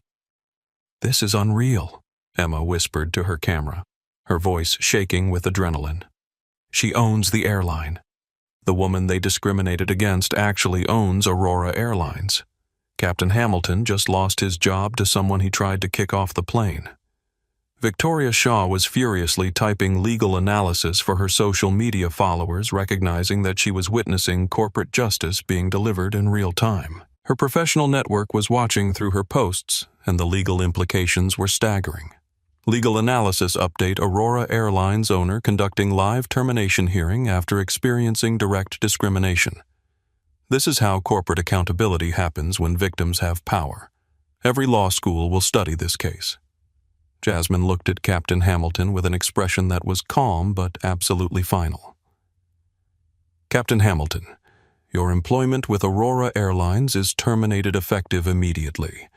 James Mitchell will assume command of this aircraft, and you will be escorted off the plane when we land in London." The words hit Hamilton like physical blows. 23 years of service, a spotless technical record, and a reputation as Aurora's premier captain were all erased in a single moment because he couldn't see past his own prejudices. "Ms. Brooks Hamilton," began his voice, pleading, "I had no idea who you were. If I had known—" "That's exactly the problem," Jasmine interrupted, her voice cutting through his excuses. "You treat people differently based on assumptions about their worth. The fact that you discriminated against your own boss makes it worse, not better." She turned to address Preston Blackwood III, who had been watching the revelation with growing horror as he realized that his support for Hamilton's discrimination was being recorded for posterity. "Mr. Blackwood, your behavior tonight was equally unacceptable. You encouraged discrimination, claimed privilege based on your father's position, and showed complete disrespect for another passenger's dignity. You're banned from Aurora Airlines for life." Preston's face went white as he understood that his entitled support for Hamilton's bias had just cost him access to his preferred airline. His casual racism had consequences, and those consequences were being documented by thousands of viewers. "You can't ban me!" Preston protested, his voice carrying the whine of someone unaccustomed to facing accountability. My father is a senator. Aurora needs our business. Jasmine's response was swift and decisive. Mr. Blackwood, your father's position doesn't grant you the right to participate in discrimination. Aurora Airlines serves passengers who treat others with dignity, and you've demonstrated that you're not capable of meeting that standard. Sophia Martinez was watching the scene unfold with tears in her eyes, overwhelmed by seeing justice delivered to the passengers and crew members who had witnessed Hamilton's discrimination. Her decision to speak up for Jasmine had been vindicated completely. Sophia Jasmine said, turning to the young flight attendant, "Thank you for standing up for what was right when it required courage. Effective immediately, you're promoted to senior flight attendant with a salary increase and assignment to Aurora's flagship routes."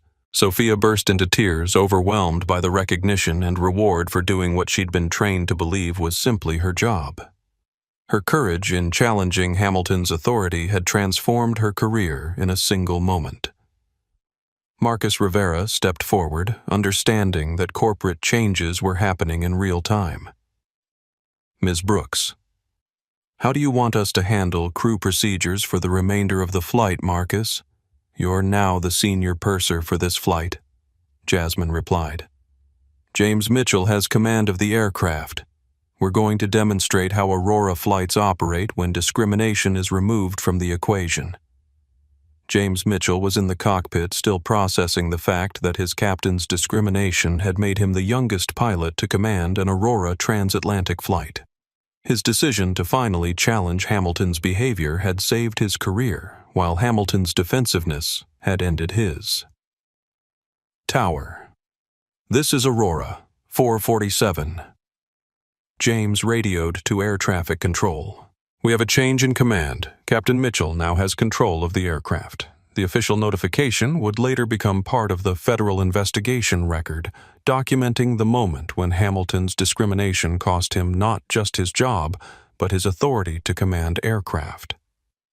Harold Thompson approached Jasmine with the dignity of someone who had spent decades recognizing real authority when he saw it.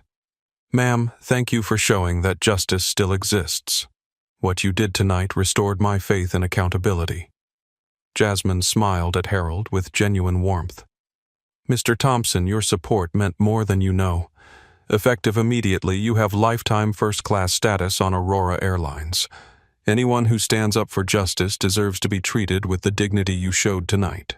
Harold's eyes filled with tears as he realized that his decision to challenge Hamilton's discrimination had earned him recognition from someone with the power to change his travel experience forever. Emma Rodriguez was documenting every moment of the justice being delivered, her live stream becoming a real-time case study in how quickly consequences could follow discriminatory behavior when victims had the power to enforce accountability. "You guys, this is incredible," Emma said to her 80,000 viewers. "She's firing people, promoting people, and completely transforming how this airline operates, all because they discriminated against her. This is what accountability looks like when victims have power." Jasmine addressed the entire first-class cabin, her voice carrying the authority of someone who had transformed discrimination into comprehensive reform. "Everyone who witnessed tonight's events has seen exactly why Aurora Airlines needed new leadership. Discrimination has no place in our operations, and tonight's responses demonstrate that we're committed to treating every passenger with dignity." The applause that followed was spontaneous and heartfelt, led by Harold Thompson, and joined by every passenger who had witnessed justice being delivered in real time. Even Emma's live stream audience was flooding the comments with appreciation for what they'd seen.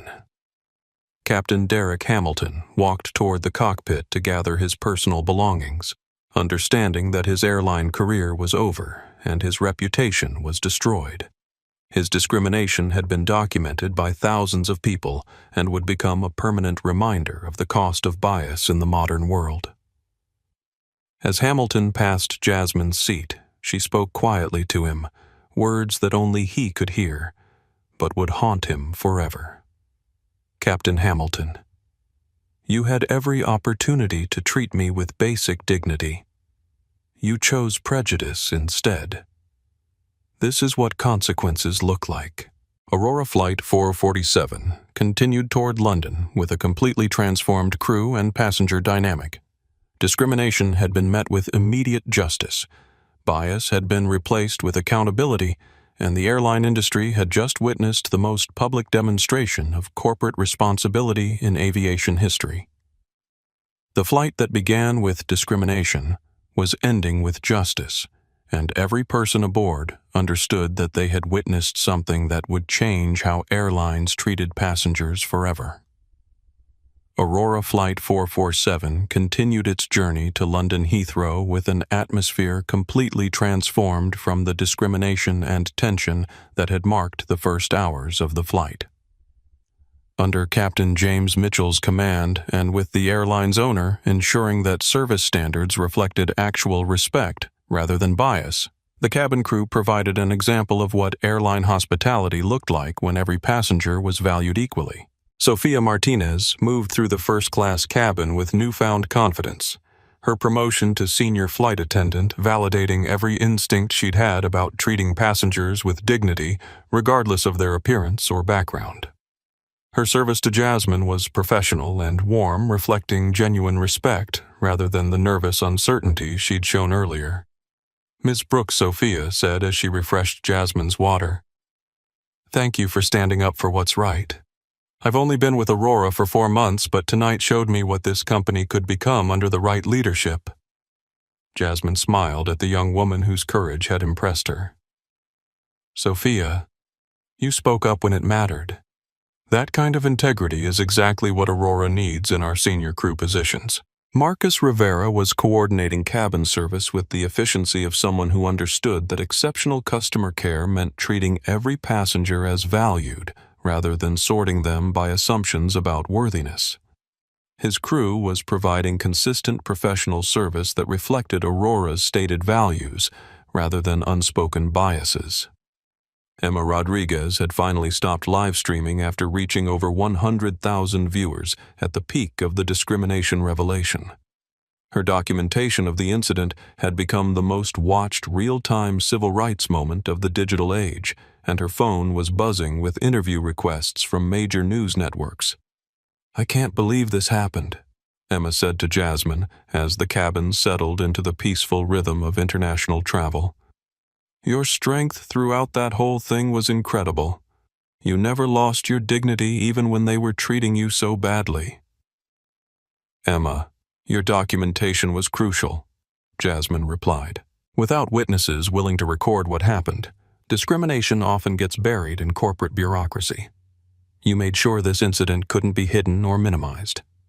Victoria Shaw was using the quiet flight time to draft legal analysis that she would later publish about the incident's significance for corporate accountability and civil rights enforcement. Her professional network was already discussing the case as a landmark example of how real-time documentation could accelerate justice. Ms. Brooks Victoria said, approaching Jasmine's seat as an attorney, "I have to say that your response tonight was masterful. You demonstrated that corporate accountability can be immediate and comprehensive when leadership takes discrimination seriously."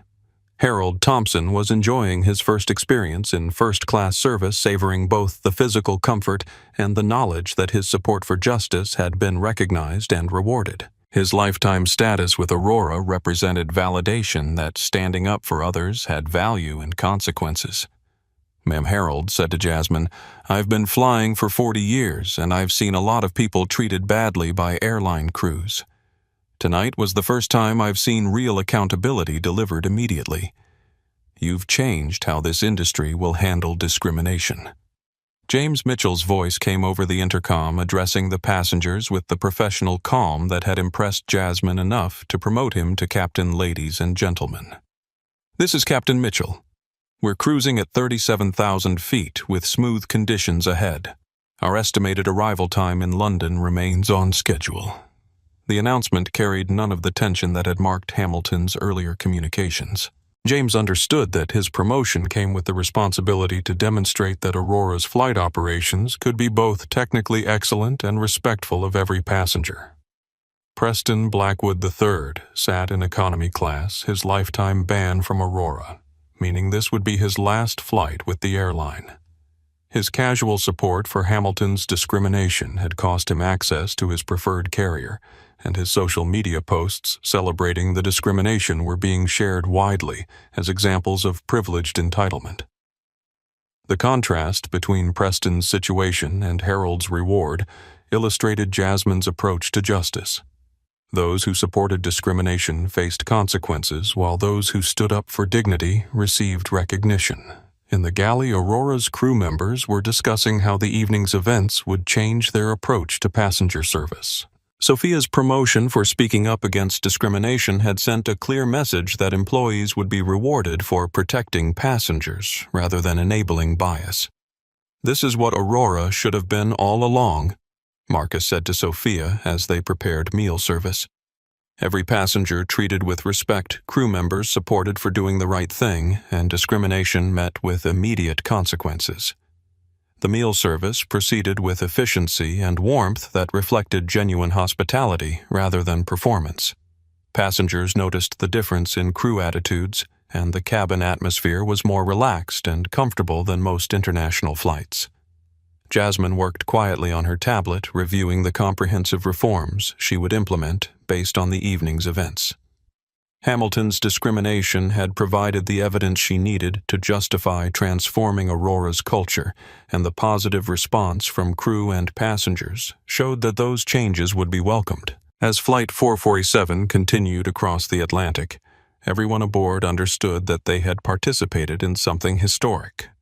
Discrimination had been documented, justice had been delivered, and the airline industry had witnessed a demonstration of accountability that would influence corporate behavior for years to come. The flight that had begun with bias and ended with justice was providing a peaceful conclusion that emphasized dignity, respect, and the possibility of transformation when leaders were committed to equality rather than maintaining systems that enabled discrimination.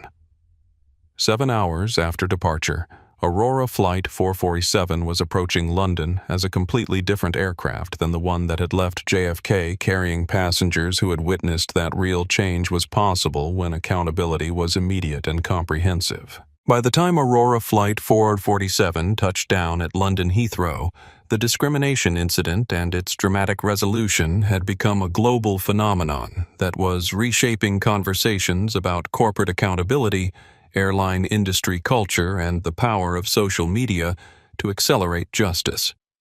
Emma Rodriguez's live-stream documentation had been viewed over 300,000 times across multiple platforms, making it the most-watched real-time discrimination incident in social media history. Her Twitter thread documenting the event had been retweeted 50,000 times, and major news outlets were calling her directly for interviews about what she'd witnessed. "BBC wants an interview when we land," Emma told Jasmine as passengers prepared for arrival. CNN, ABC, Sky News. "They all want to talk about what happened. This story is everywhere." The hashtags Aurora 447 and Christmas Eve Justice were trending worldwide, with millions of people sharing the story and discussing its implications for corporate responsibility and civil rights enforcement. The incident had transcended airline industry news to become a cultural touchstone for how discrimination should be addressed in the modern era. Victoria Shaw's legal analysis had been shared throughout professional networks with employment attorneys and civil rights organizations, using her documentation as a case study in effective discrimination response. Her LinkedIn post about the incident had reached over 100,000 views and was being cited in legal blogs and academic discussions. "This is going to be studied in law schools and business schools for decades," Victoria explained to her social media followers.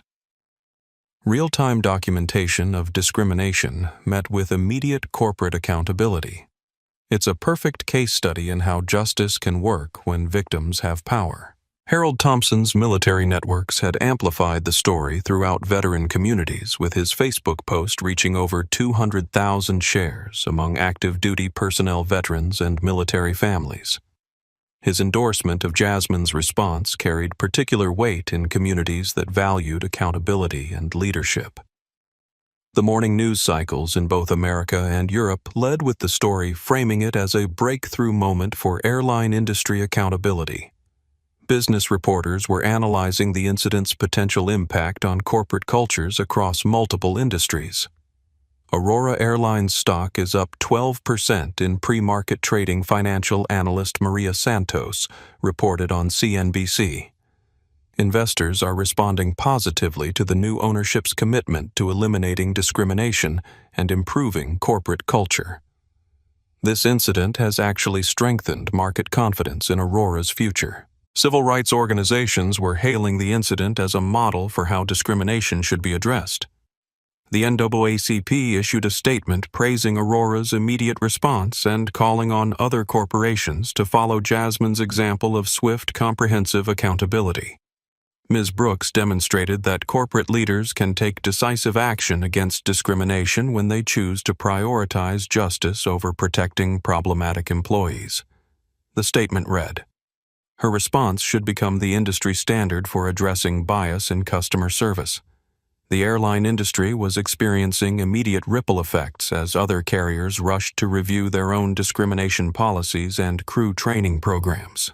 Aurora's competitors understood that customers would now expect similar accountability if discrimination occurred on their flights. Delta Airlines announced enhanced bias training for all crew members.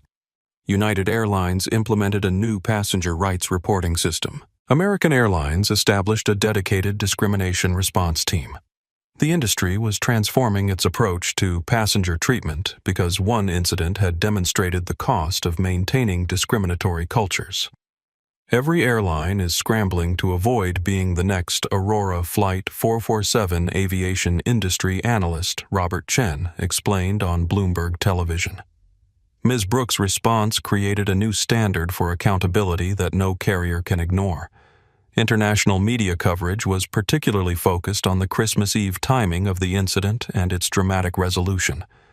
The story resonated with holiday themes of justice, redemption, and the triumph of dignity over prejudice.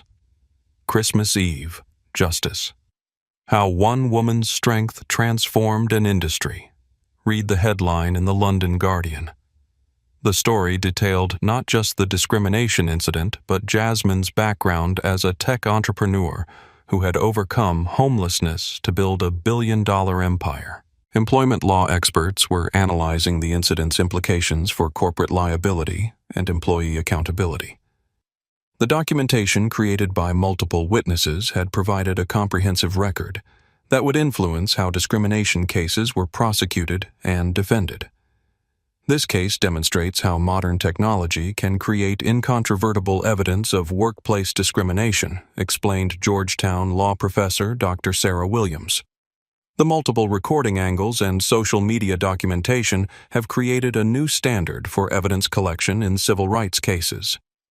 Hamilton's termination was being discussed in aviation circles as the end of an era when airline crew members could discriminate with minimal consequences. His 23-year career had been destroyed in a matter of hours, creating a cautionary tale that would influence pilot behavior throughout the industry. Captain Hamilton's career ended because he couldn't adapt to modern expectations of equality and respect, explained Airlines Pilots Association representative Michael Torres.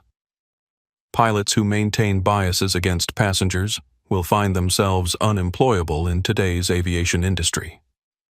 Preston Blackwood III's lifetime ban from Aurora had become a separate viral story, with social media users celebrating consequences for passengers who supported or encouraged discrimination.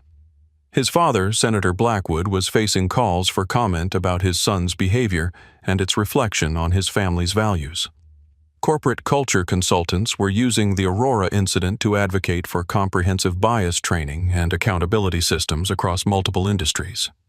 The story had become a business case study in how discrimination could create liability and damage corporate reputation, Ms. Brooks turned her company's discrimination problem into a competitive advantage, explained Harvard Business School professor Dr. James Patterson. By demonstrating zero tolerance for bias, Aurora has positioned itself as the industry leader in inclusive customer service. The Federal Aviation Administration announced that it would be reviewing airline discrimination policies and considering new regulations to ensure passenger rights protection. The incident had created enough political pressure to force regulatory changes throughout the industry. Aurora Airlines was receiving thousands of supportive messages from travelers who wanted to fly with an airline that had demonstrated real commitment to equality.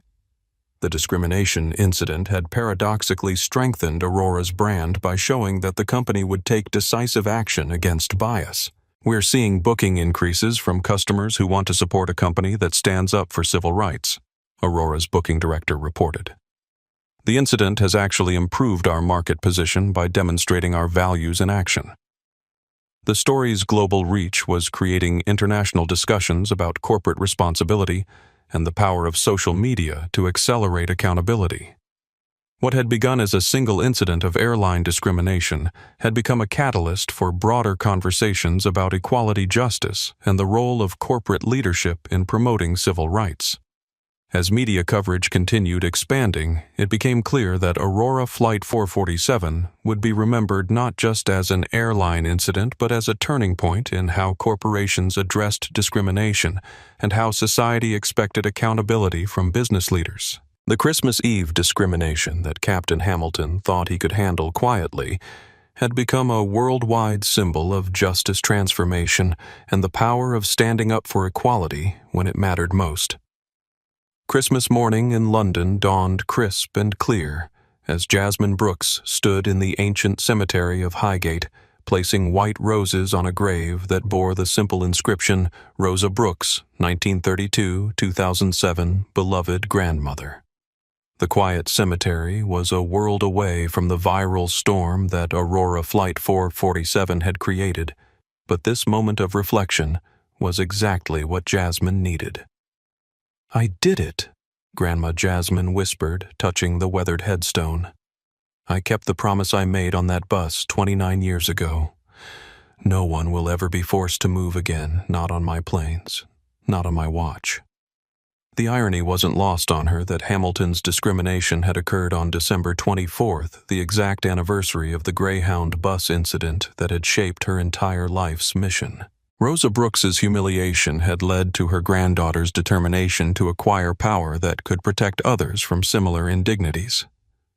Jasmine's phone buzzed constantly with interview requests, congratulations from business leaders, and updates about the continuing viral spread of the Aurora 447 story.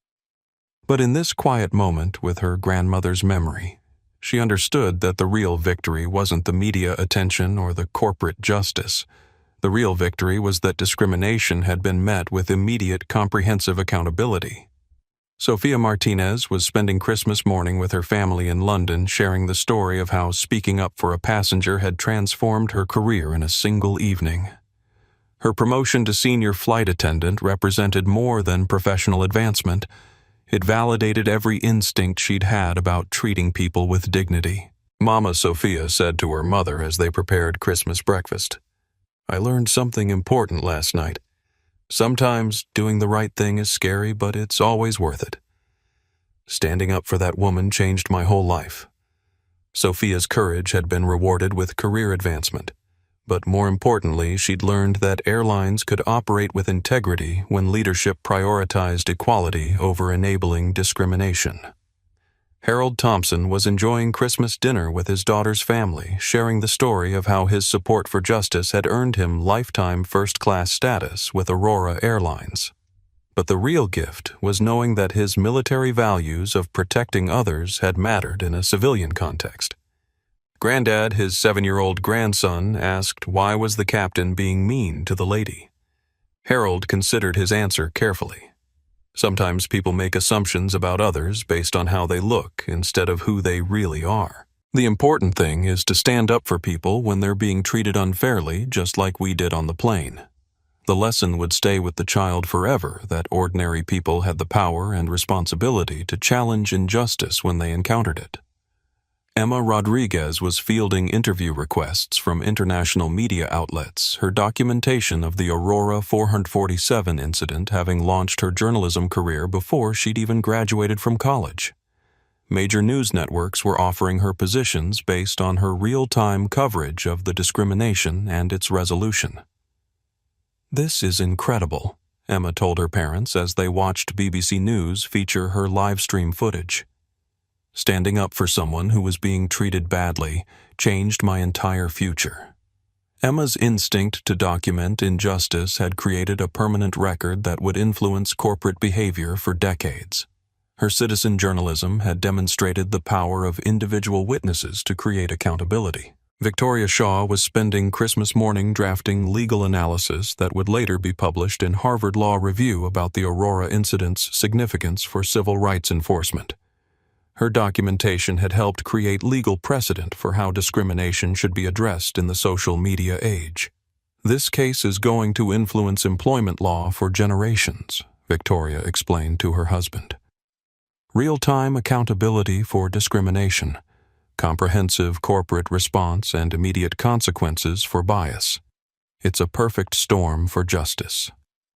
James Mitchell was spending his first Christmas as an Aurora Airlines captain, understanding that his promotion came with the responsibility to demonstrate that airline operations could be both excellent and respectful.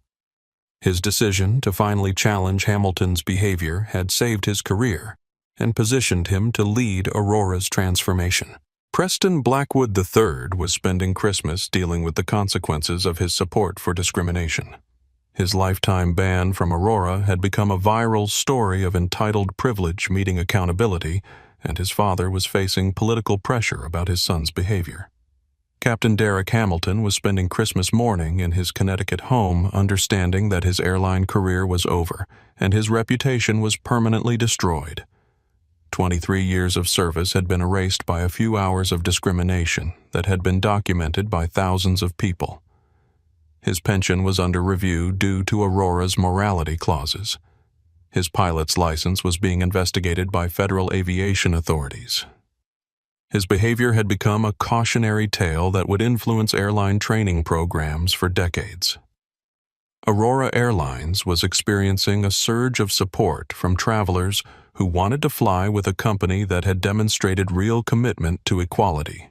The discrimination incident had strengthened Aurora's market position by showing that the company would take decisive action against bias. The Federal Aviation Administration was implementing new regulations requiring comprehensive discrimination reporting and response protocols throughout the airline industry. Aurora Flight 447 had created enough political pressure to force regulatory changes that would protect passengers on every carrier. As Christmas 2024 concluded, the story of Aurora Flight 447 had become more than a viral moment. It had become a turning point in how corporations addressed discrimination, how society expected accountability from business leaders, and how individuals could create change by standing up for justice.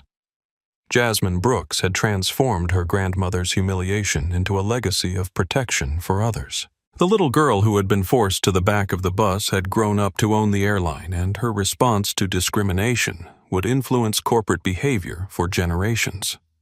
The Christmas Eve discrimination that Captain Hamilton thought he could handle quietly had become a worldwide demonstration that accountability was possible, justice could be immediate, and the power to create change belonged to anyone with the courage to demand dignity for all.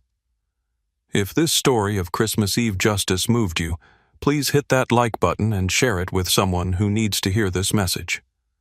Subscribe to our channel for more stories about standing up for what's right, because sometimes the most powerful person in the room is the one you least expect.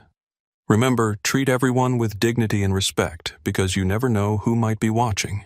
That person you're judging might own the building you're standing in, sign the check you're waiting for, or have the power to change your life with a single decision. Until next time, keep fighting for justice. Keep standing up for others, and never forget that real power comes from lifting people up, not tearing them down. Thanks for watching, and we'll see you in the next story.